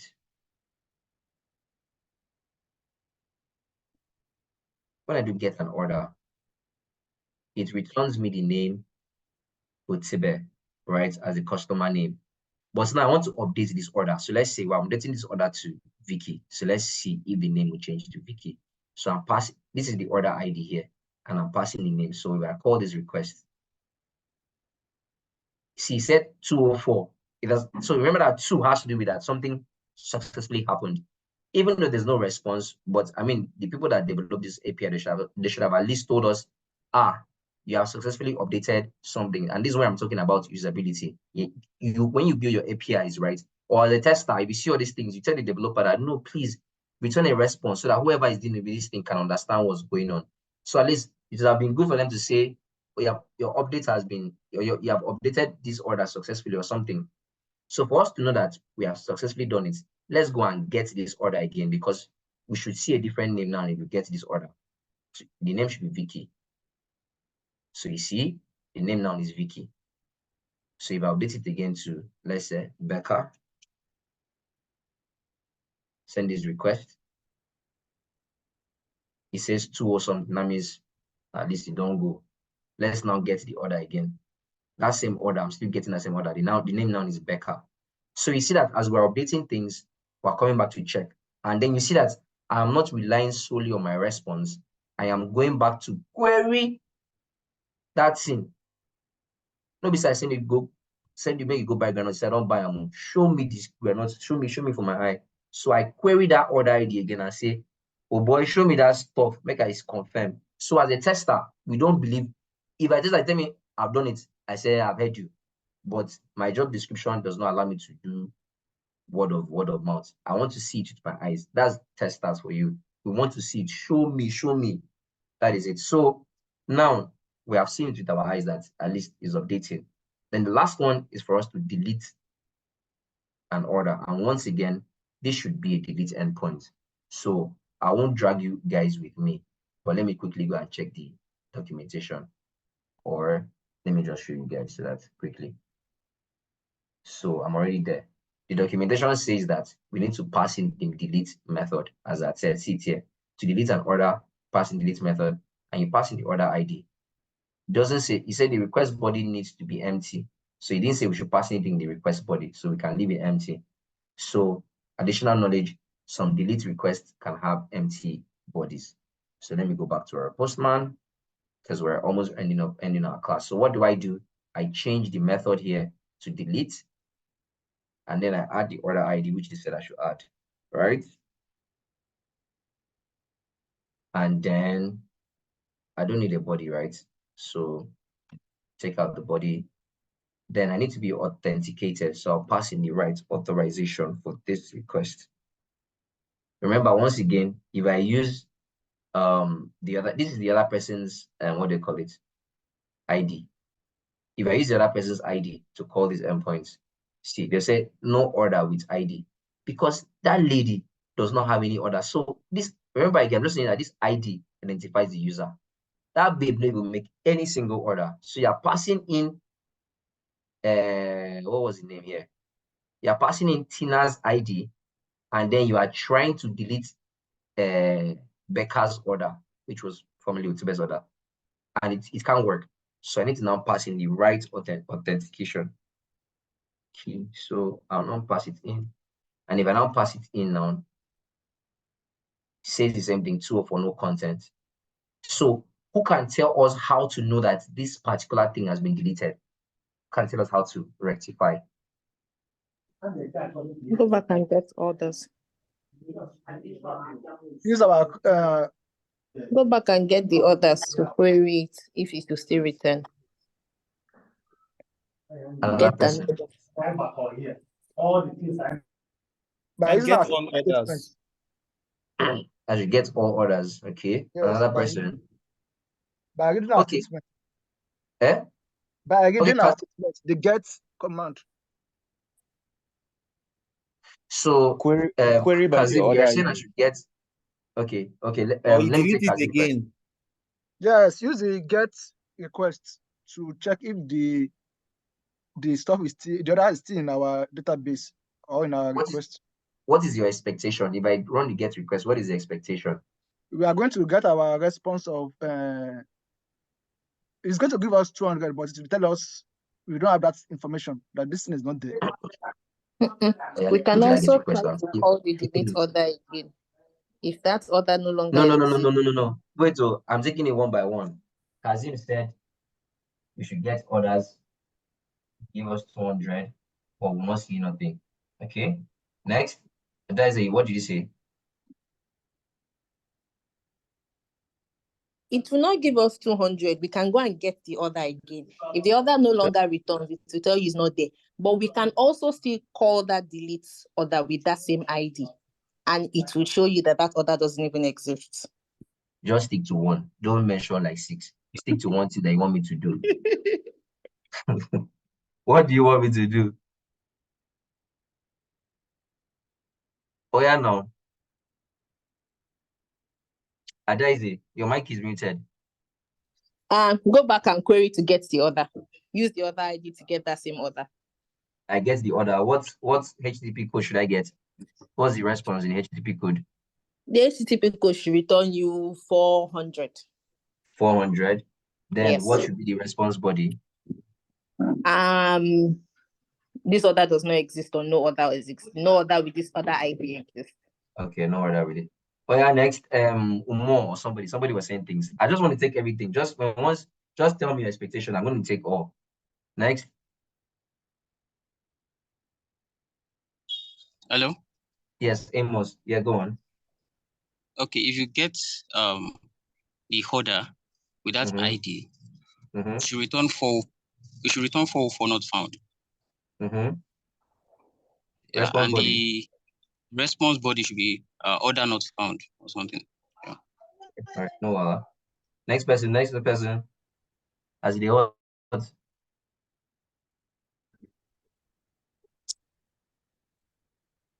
Yeah, hello. Yes, Shijuke, I'm here. Yeah. Yeah, clearly. So if we call up that order with the get request, we would definitely get a 400 response status code, and response body is supposed to read. Response body should read a missing order ID, or order ID is not available, just something along that line. Okay, that's get an order, Abi. Yeah, get an order. Yeah. Okay, right. Can I Next change person. my voice and say another? Hey. No, you can't change. You don't go. I think, Don't worry, can I change my voice and represent another person? We just deleted. Don't worry. Next person.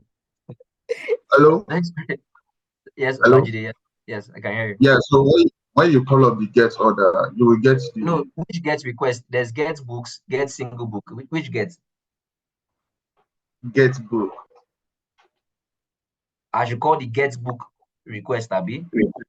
Yes. So you get the 209. That is no content. All right. Next person. Rebecca, you that rush. You don't know this one. Utibe. All the people that use their name inside this, they're not even answering me. Hello. Sorry, I stepped out for a while.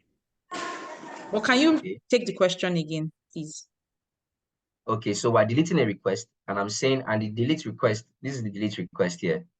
We deleted a request, and then it gave us 204 not found, no content. There's nothing in the response body, but I'm asking, how can we know for sure that this delete is that this particular order is deleted?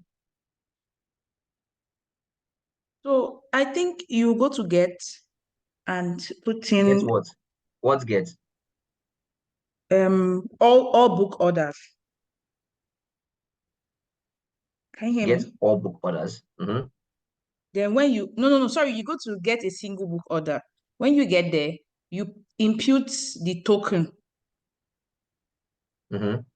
Then what HTTP code are we expecting? You get hold on, let me think. 404. Sorry, 400 rather. In the 400 saying that nothing. The client All right. putting the wrong code. Next person.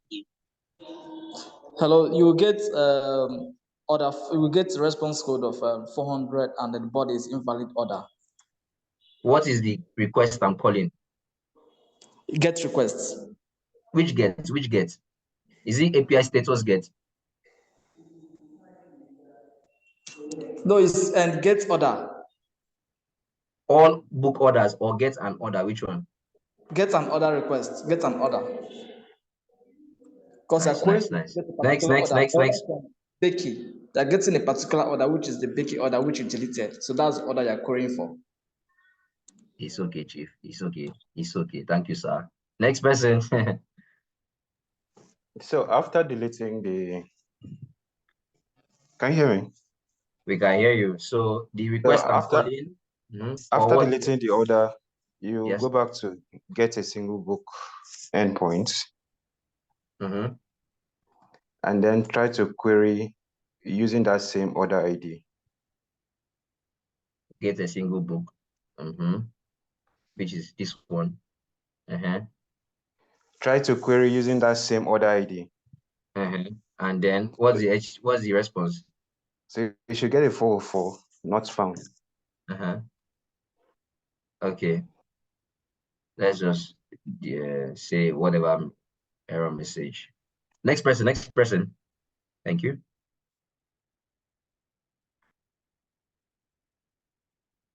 Is that all? Is there nobody else? Hello. Yes, boss. May I do for you? Okay. Okay, so since it's a delete and order that you perform, right?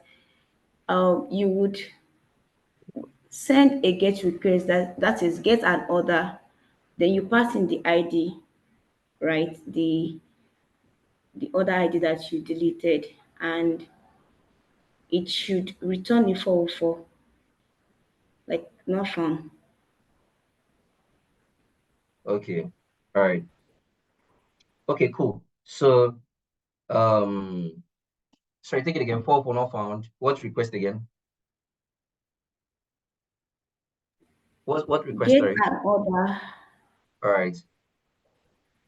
Okay. All right, cool. So I'll take that. That is all I can take, right? So why I'm taking these things because I want to get into the last lap of whatever we're doing, which I'm going to show in my last slide, and then we get into the last lap of whatever we're doing. So because time is already fast spent. So now let me see how many people got it. Amos. Well, now only Amos get out. So okay, Amos and Betty. Betty. Right. So let me tell you why I say only Amos got it. Kazim said we're going to get that I should get an order endpoint. In fact, let me just show you. So all of you were right in getting an order, but where some of you did not get it right is in the HTTP code. And I know that it can happen because it's a call and then you're just using the most basic whatever, right? But remember I told you that if you look at this get an order, the endpoint there, if it uses this endpoint to check for that order and it doesn't see it, right? Correct implementation is that it's returning 404 because that order does not exist and that order is part of the endpoint you get. So that's why you get a 404. So that's why those of you that said 400, 400 is not the correct answer. The one that I even said 209 is very, very wrong. So that is my explanation. So that is let me call it.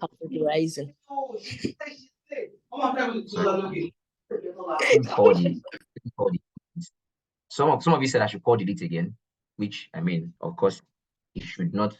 It should tell me that you can't delete this thing again. So if I call delete again, right, it says you see already because this thing is part of the endpoint. It already says 404 not found. So you cannot even delete. Can't find this order. So because I've already deleted it and you can't find it. So if anybody has said I should delete it, the person would have had it correct. Which Ada had said, but I thought I had to stick with one. So to get an order, sorry, let me just save this. To get an order, so if I call this endpoint, yeah, no order with this whatever, and then we get a 404 because this thing is part of the URL. So jumping into the last part of our class, which is testing proper, and I'll just show you guys some stuff that we need to look at. To everybody that tried, I think we should do something for all of you that tried. As I said, someone who easily just says a 400, right? Okay, so now there are different types. When you're testing an API, there are three basic things that you look out for. The functionality, which we just went through. Is the API doing what it's supposed to do, right? If I want to make an order, can it make an order for me successfully? So as you can see in my explanation, I said, can it create a user? Can it edit user? Can it get my profile? Those are all functional tests. The function where we say medicine do, they do them. That's number one. Then performance, right? Application behave when there's so much load on it. Like, can it scale? For example, in Nigeria, giving an open portal for maybe Jam, say, your application has crashed. Because when only one or two people are doing it early in the morning, maybe everything will be going well. When once 2 million people hit that API to crash. So you need to check, right, how does an API perform? Somehow too, it's also pretend there are so many factors. It can be the developer's code is not efficient. It can be that the resources or whatever, but you have to check that API. And most times when you're testing things, because of the developer's code, sometimes developers will put some redundant code that makes the logic too long, that then it takes a time for the request to come back. Then you also have to like check the security measures that are taken to protect that endpoint. For example, we saw how we had all those authentication and all those things. Those are security measures that you can put to ensure that your API is protected.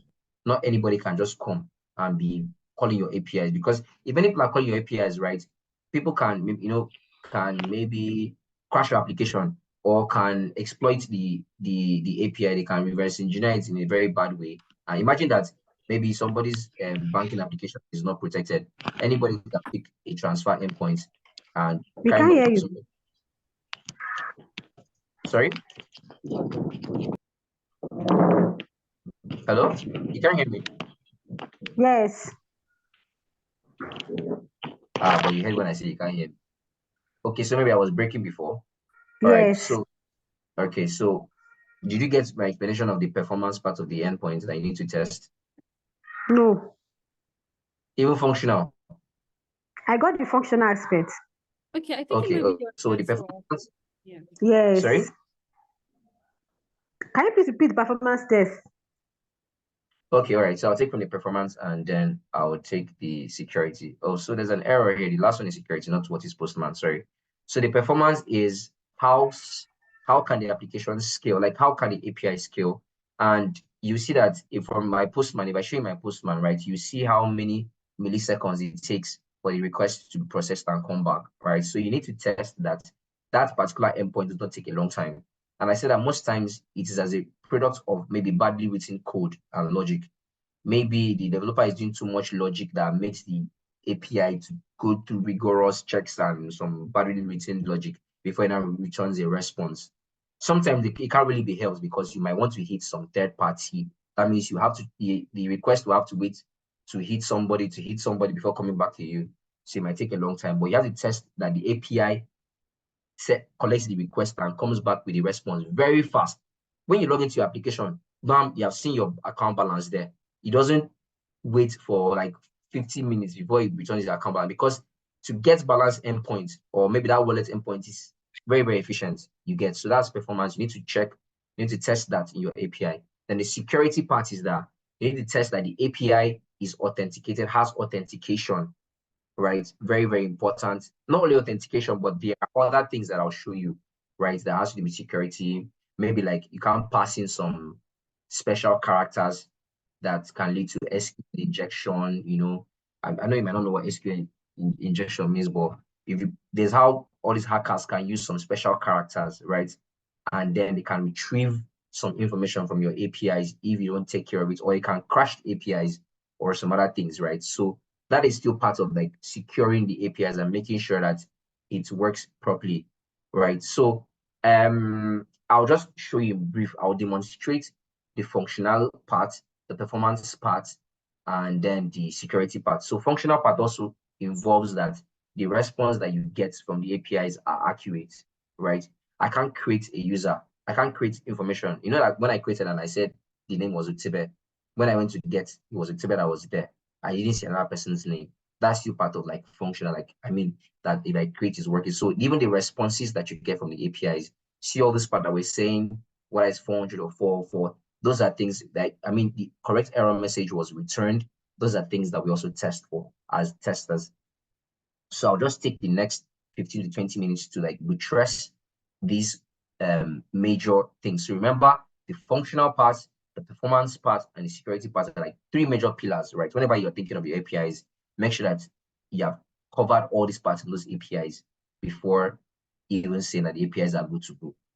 All right, so let me just share my screen again, my Postman again. So for each particular endpoint, for each particular request, I'll explain to you what I'm trying to say. So functional part, I call this endpoint, right? And it comes back with status okay, which means, and with a good error code, with a good HTTP code, which means that we are on the right path. If I go to register API client, right? And this TINA test, I'm trying to use it again. API. This is a functional test, but in testing we call it negative test. It's a negative functional test, meaning that because API does many functions, right? It should be able to create a new user. It should be able to not create a user, the same user with the same email twice. You should be able to, do other things. So when you're testing, right, you test for many things. First of all, you can remove this thing and say, okay, can I create a user without a name? Imagine that you go and create your bank account without a name. Yeah, Wisdom, you have a question. If you have a question, just type it up. I'll see it. So imagine that you go to create a what do you call it? Imagine I go to create a bank account that doesn't have a name. Can you say that the API has successfully done the function for which it was meant to do? No, because it is meant to take in username, user email, and all that. So we will not mark it that it's passed the functionality test, right? So if I call this endpoint now, it said invalid or missing client name. So that is part of like a functional test they have carried out, right? You can even comment out the whole maybe this parameter. Can comment it out, and then I try to call this endpoint. See, says invalid or missing client email. You see, so these are functional tests that you need to. If some other endpoints are badly written, you just see 1500 error or everything just crash because they have not written the code to make sure that if you don't pass this thing, it communicates the correct error message. I hope you guys understand what I'm saying. If you understand, just drop a thumbs up because I want to go on to the next and show you guys some other stuff, right? The functional part, I think like we really covered it when we went through the whatever. You want to order a book, you make sure that you're able to order a book with a valid book ID. If I get all my books, where's all books? Get list of books, right? How many books do we have here? 6 books, right? Starting from, you can see them with their order, with their ID 1, 2, 3, 4, 5, 6, right? So, if I want to order a book, right? I'm going to choose a random name here and then just ask people. So Chidroke, right? We're talking about functional. Can you give me just one functional test, negative functional test that we can execute on this endpoint?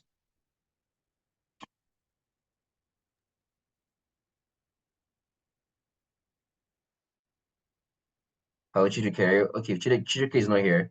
Let me choose a random person. No, I'm actually here. I'm actually here though. Can you hear me? I didn't hear you, sorry. I said I'm here. I'm actually here. I'm here. Can you hear me? Can you hear me? Can you hear me? I said I am here. I am here. Can you hear me?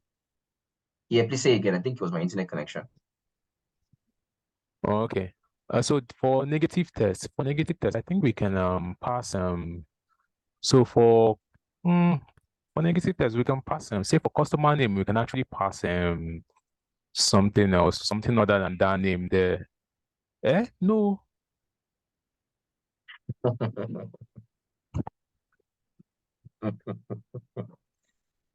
You didn't bust my brain. It's turning your eye, Abi. Okay. All right. So let me try that person. Bemisola. Bemisola. I don't know how you pronounce your name appropriately in Yoruba. But Bemi, can you think about something? Bemi, think some other people. Fatimat, faithfulness. Like 3 people I've not heard. I've not spoken. Okay. Can you hear me? Yes, we can. All right. Okay. So I think a negative functional test would be to verify that entering the wrong name. So I'm trying to see what you're passing in. Just the book ID and the customer name. Yes. Well, I'll try to verify that since it's customer name, entering numbers would know shouldn't create or okay, that's one. No, just one. Yeah, okay, just one is fine. So she said numbers. Cool. All right. So Chidrike, yeah. Yeah. I'm actually correct with what I wanted to say initially. So for the customer name, we can actually pass. So we have Utibe created in the system already. So for customer name, we can pass something that is not created. So a random name we did not create, and see if that goes through. So if it goes through, that's our negative test. It shouldn't go through, but if it goes through, then that's a fail. All right, cool. So yeah, that makes sense. All right. Any other person wants to add anything? Amos, Imabasi, Olalekon, Onene. Probably impute a blank book ID or customer name. All right. It should be blank. Empty customer name. All right, cool. Yeah, I was thinking that maybe we could change the book ID. We have 6 books here, so we could maybe just put a number that doesn't exist. Cool. An unauthenticated customer. Correct. But this one is under security. Under security, sure. All right, cool. Can I change the keys? That is, instead of book ID, you can make it empty, or you can change the name. Instead of customer, you can put username there. Hello? Yes, boss. Can we try for the book ID? For the book ID, do more than one. Like, for example, this one is book ID, just one. Can we do like 1 and 2?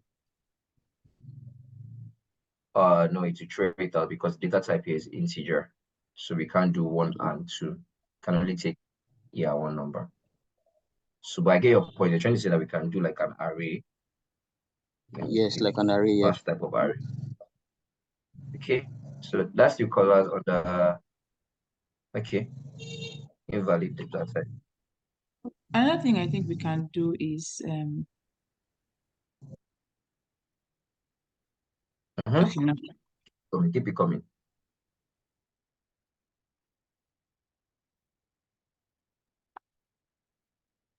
Sorry, somebody say something. Okay.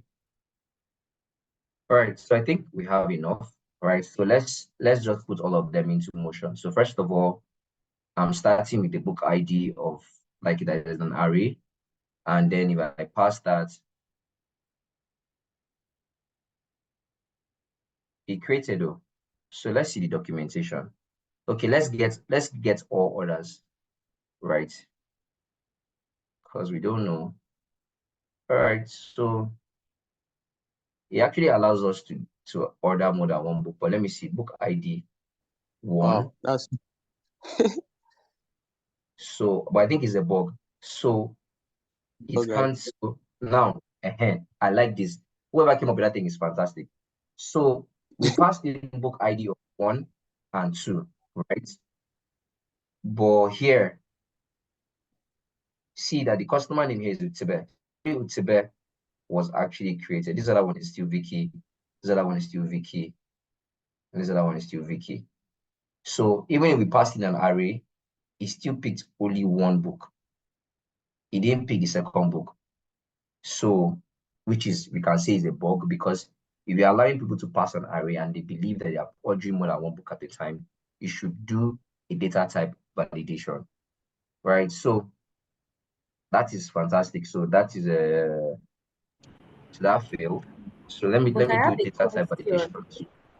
I have Okay, a question. please. Yes, You please said go on. earlier that for API documentations, if an API is already created to function in a particular way, now you're testing for the way it's supposed to function. What if this one, it's not supposed to accept an array and all that? What if the functionality is not for it to accept 1 and 2? So because of the way it's supposed to function, it picks only 1, which is what it's supposed to be. Would you still say it failed? Right. So I'll still say it failed because you are allowing people to pass an array. Meanwhile, you're just supposed, from your documentation, you said that we should just pass a book ID, right? But then you are saying that, but you allow people to pass in an array. So if you look at the documentation, I can pull up documentation for you. They said you should pass in a book ID in an integer, right? So let me just show us briefly and scroll there. Okay. So it says submit an order, right? So we're trying to make an order, right? So it says you pass in book ID, which is an integer and is required, and customer name. And this is it, but we passed in an array, which means it's a bug. You should not allow people to pass in an array. I should tell them that. Yeah. So that's the answer to it. Yeah. It wasn't.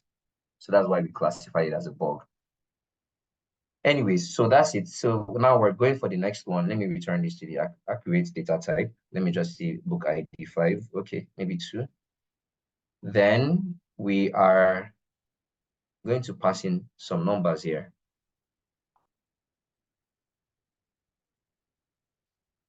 Oh, the book is not in stock. So let's try 5. So it's still created. So these 2 test case is not validating the data types, which is failed.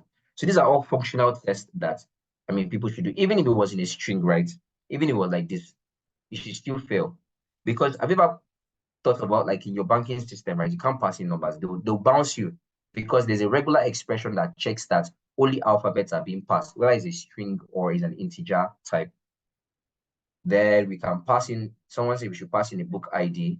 Okay, so we already, this one about the person's name not being existed.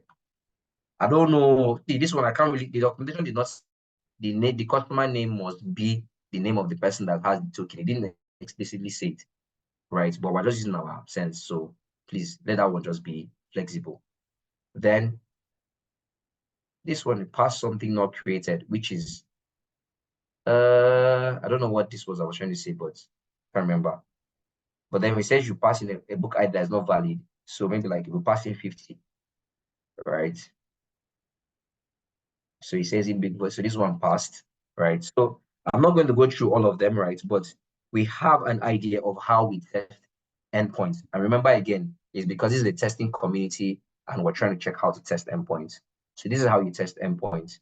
And I think we're going to have a follow-up class. So I'll show you how, maybe me or another person, but we will dive deeper on how to organize your test and write actual tests on Postman using like chai, using like chai or JavaScript here in your test folder and all that. So for the performance part, right? Let me bring this thing down here.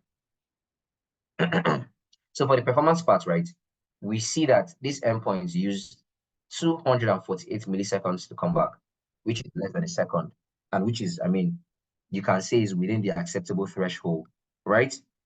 So we can, I mean, there are different thresholds that they might give to you, right? Maybe the engineering team, they can say that we want these endpoints, all endpoints, make it no past 500 milliseconds at any point in time. Sometimes these things are affected by network, by internet connection or whatever, but there should be a threshold that says that, okay, we shouldn't take more than 2 seconds or something before the thing comes back.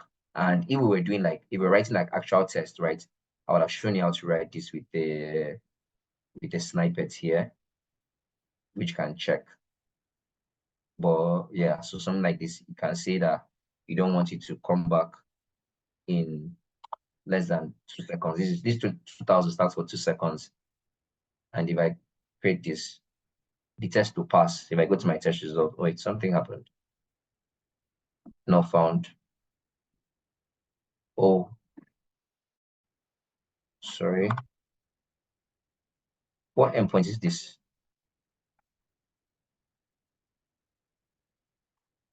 Error. There's an error somewhere.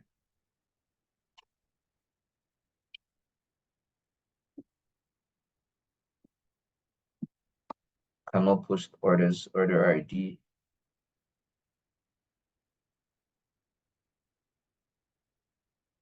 So the order ID does not exist. So let's get an order, get all book orders.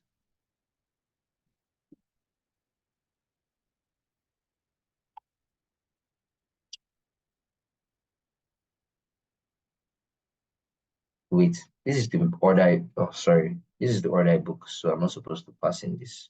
Sorry. say, right, call this. All right, cool.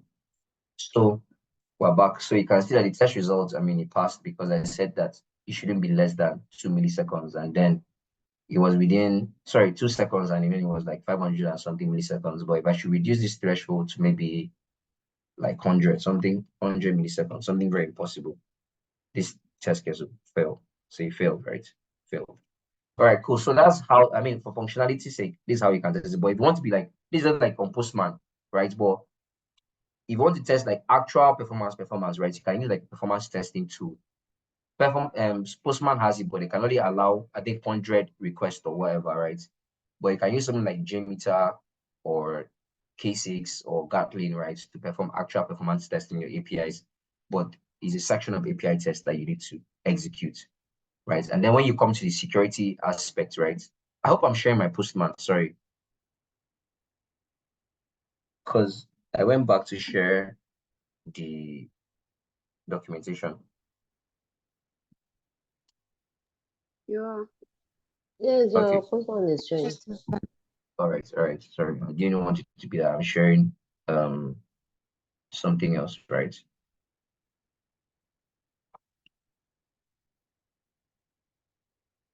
Okay, so for the security part, right, then you need to check that, I mean, there's adequate data protection. I mean, there's so many things that you might, that there are many security there's a checklist of security stuff, I mean, that you need to put in your, that you need to ensure when you're testing your APIs, right?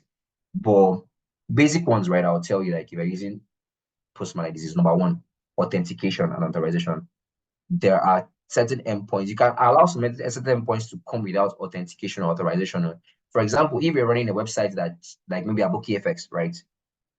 That maybe Aboki FX that, okay, no, let me use Aboki FX. Maybe something like Binance, right? A website that you can come on the landing page, right? You can see available rates, but if you want to transact, you need to log in. So the endpoint to get available rates will not be, it might not necessarily be with a custom authentication. You can maybe put a number like a basic auth if you really want to. But that kind of thing, anybody, any user can just come on the platform and see the rates. You can call the get rates endpoint, like to get the day's rates, maybe dollar is 1,000 or whatever. But if you want to transact, like do P2P, of course, I need to log in because I need to send money from my wallet to your wallet. So you need to know which particular endpoints need to be authenticated and which one don't need to be authenticated. For most of our applications that have both user and admin portals, the token for users should be different from the tokens for admin. I cannot log in as a user. So now, I'm diving deeper into things. So now, let me now take us to another island. Now, there's a difference between 401 and 403, right? Is there any, I mean, shall I not waste time? You know what, I'm tuning out. Now, 401 means that you're not authenticated. 403 will give you forbidden. 401 means that, bro, we don't know who you are. 403 is that, we know who you are now, but you cannot enter into daddy's bathroom now. That's what it means. So security check is that a user that is authenticated should not be able to call some endpoints. For example, you might have like admin portal. The portal that maybe a platform like Kuda is using to manage all those their user, maybe they want to do chargeback, they want to do, it is not, if you as a user, you should not be able to use that token to call that endpoint. So you should get like a 4-3, which means that yes, we know who you are, and it's because we know who you are, we know that you are stepping out of your bounds. That's another security check, right? You need to check all those things. So authorization, authentication are things that are very, very crucial. You should know which endpoint should be only for our admin and which other one should be for normal users. Then you should also do security checks on your input validation. As I had said, I should not be able to pass in some special characters inside the maybe like input fields or whatever. I should be able to do data validation. My payload that I'm sending. If you say I want to leave my name and my email, why am I sending more than my name and my email? So please give me a sec. Just 1 minute.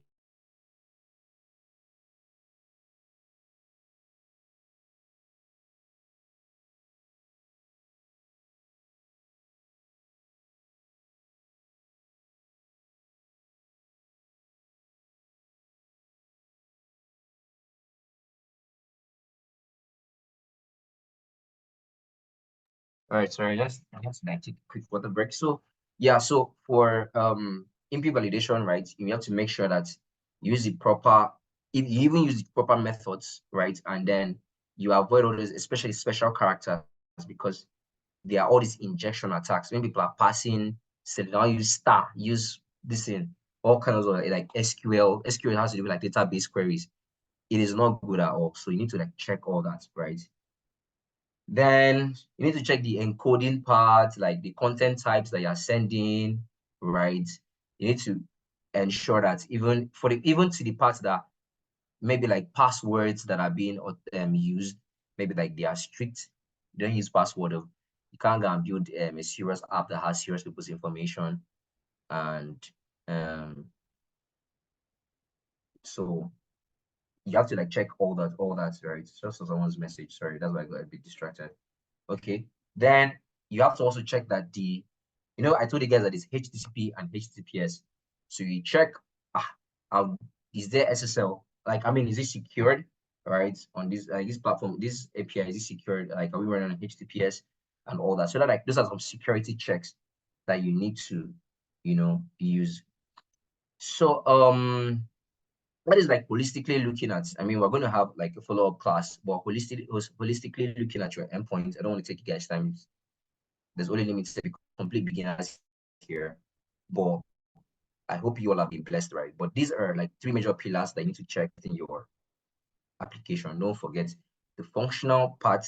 Is it doing functional? Does not mean is it only working, is working, but is it working in all scenarios? So testing means, when they do phone test, they go drop Samsung from 6-story building, the screen no crack. Everybody say, hey, you have to test it. It's not like when you call somebody, say, it's working, it's working. So if I call someone and then the call comes in, how does it manage it? How does it manage it? Like, I'm just trying to say all the state transitions and everything. So you test the APIs, right? Both for the happy part, that is success. I mean, happy parts, like, I mean, when everything works well. And when the user does small wuru or things are not coming in well, how does the application work? Like, is it functioning the way it's supposed to function in that strict way? Everybody say we should use this one road. Users are using 6 roads and you're allowing them. No. Then the performance part, is it scalable? Can the request and response come back within enabling time? And then security too, is it secured, right? So those are the major things, right? And I think we're running up our class. So just to round up, right, in the class, a brief summary, right? When you're dealing with APIs, starting from scratch, we understand what APIs are. You can use APIs between two applications, and you can use APIs when you're talking, even in the same application, between the user, that's the front end, and the back end, from between user and the application, right? Then we also spoke about the URL, right? I told you that we have the base URL, then we have the path, which is like endpoint.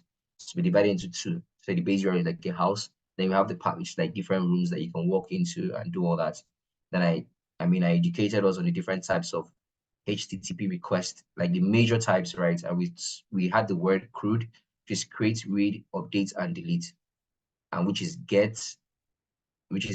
post, which is for create, get, which is for read, update is for put and patch, and then delete is delete, right? We spoke about that. And then we came in to look at a documentation of a sample collection, which is about ordering books and all that. Then we looked at, the HTTP codes, how when you send a request, what should be sent back, depending on the user's action.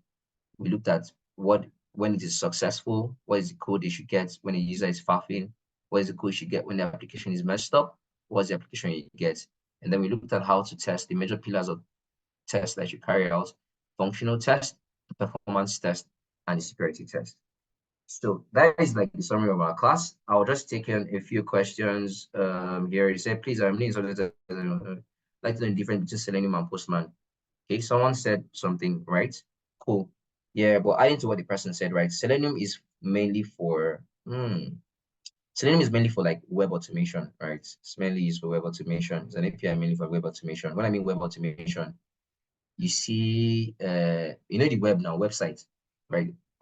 We're on Postman, right? We're not doing anything like website related, right? We're doing like API related. So Selenium is mainly website related. But then we have other packages can use like REST Assured and all that. But Postman is mainly for APIs. nothing concern front end for you, like the UI that you see. As you can see, we're not dealing with UI here. So someone said it there, but can we get a link to download Postman? Yeah, it's very simple. Just Google Postman download. You see the button there, you download Post, you sign up and download Postman. How do you generate a report after testing with Postman? You can use Newman to generate your reports. Actually, Postman has some UI reports, but there's a plugin that we call Newman, which when you run your test in the command line, you can generate nice reports and all that. Yeah. So there's something else I want you to show you guys, because the question that somebody asked, let me just quickly go to web page, share. Sorry, what am I sharing? Okay, so I said I was trying to talk about, let me just go here. Okay, facebook.com, right? I would inspect this page so that this person understands what I'm talking about. So I'm going to come here to network, and I think every tester should understand this. So I just write, sorry, I'm taking too fast. So I right click and came to inspect, and then I came on this top, I came to network. This network here shows me all the requests that are going in and coming, all the API calls, right? So I'm going to just pass in something very, very random here and just say 011 1 2 1 2 1 2 1 2, and then say password Michael, right? Then I'll click on login. So you see everything that came in. It said wrong credentials and whatever, right? I'll try to streamline it to the request that is responsible for login if I can.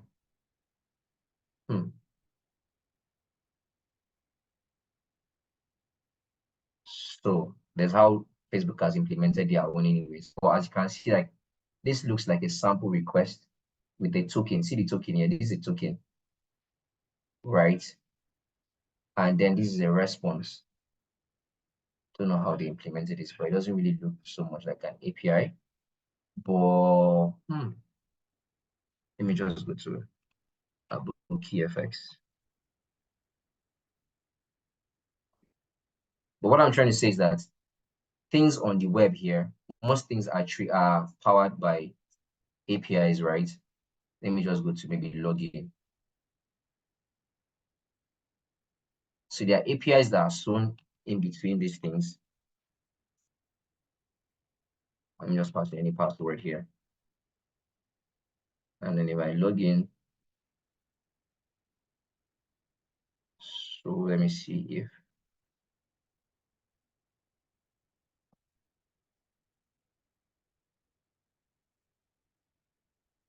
so I can't find sample request for this. Okay. So so look at this. If you look at this, you see member email. This was the email I passed, right? You can still see it yourself. See, this email I passed. This is the password. So everything here, I can simulate this thing on Postman.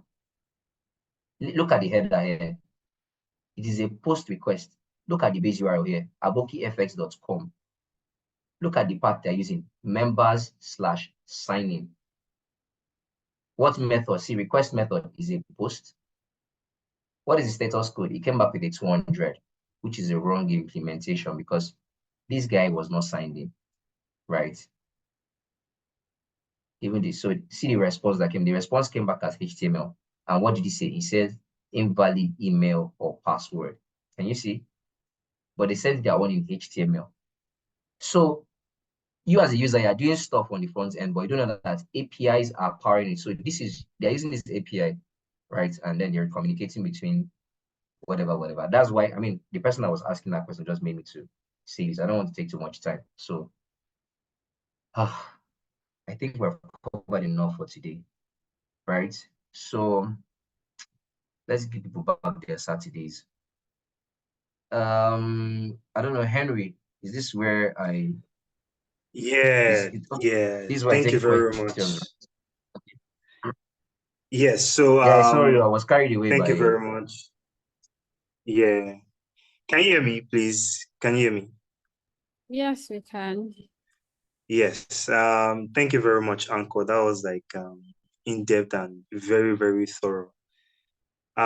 Please, everyone, please let's give our speaker and trainer for today a digital round of applause, please. He has done so well, and I love the fact that he tried as much as possible to carry everybody along as the training was going. And yeah, obviously, I know for those that won't like give away today, I know your mind will be there. So I'm sure, I'm sure he's going to release it to everyone. So I don't know, like Uncle, the people that won today, how do you want to do it? So they should be part of the community. Then from the community, I have their names. We pick them up so they can send we'll tell them what you want to give to them. So maybe you can give them a community link. So that was Utibe, Rebecca, Amos, and Betty. Yeah. Okay. All right. So to the winners, I think this is your cue to, if you are not part of the community yet, this is your cue to go and follow us on all our social media platforms, because if you are following us on our social media platforms, you would see the link and you'll be able to like join the community. So please go on social media now, Instagram, X, and LinkedIn. We are at The Bug Detective.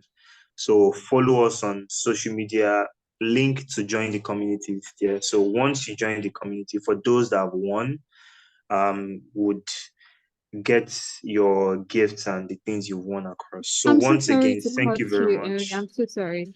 My All right. background is a bit noisy, but I just needed to quickly mention that there's a follow-up class to this one.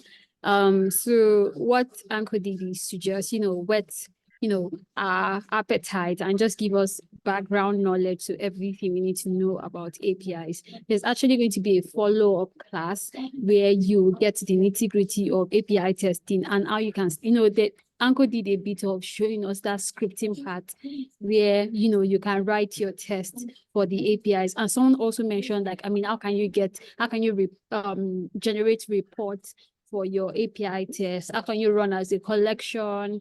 What is this Newman Uncle was talking about? So all of these things is going to be covered in the next class. But there's no way we can teach you like the next class if you don't have this foundational knowledge that Uncle has done. So please, that's why it's actually very good for you to follow the community and follow and be a part of the community and follow our social media account, because we'll be posting all of the updates there. So you know when the next class is going to be. So you have a better knowledge of, okay, so I understand Postman, I understand API. Now this is how to, write my test, and this is what to look out for. So yeah, that's what I wanted to mention. And there's a feedback link in the chat, so you guys can kindly just use the link and tell us what you think about the training so far. All right. Okay. Thank you very much, Abiola. So that's everyone. Please, in the chat session, you can see that Elizabeth has dropped the link to our social media platform. So please do follow us. This is where you'll be getting like updates on what's going on in the community, what we have in store, and what we have planned for you. So we have a lot of things planned for you actually coming like next month. So please follow us and stay updated. All right. So this moment I'm bringing the class to a close. Everyone, thank you very much for joining. I would have said we should do a screenshot, but my laptop is dead, so I don't think I can do a screenshot from my phone here. So, but then, like, thank you, everyone. Thank you very much for coming. Thank you for joining the class. Anchor, thank you for being an excellent trainer today. Thank you, everyone. Yes, don't forget the feedback form. Please make sure you like give us a feedback on how the training went and all. So before I bring it to a close, I don't know, Abiola, is there any other information you want to pass across?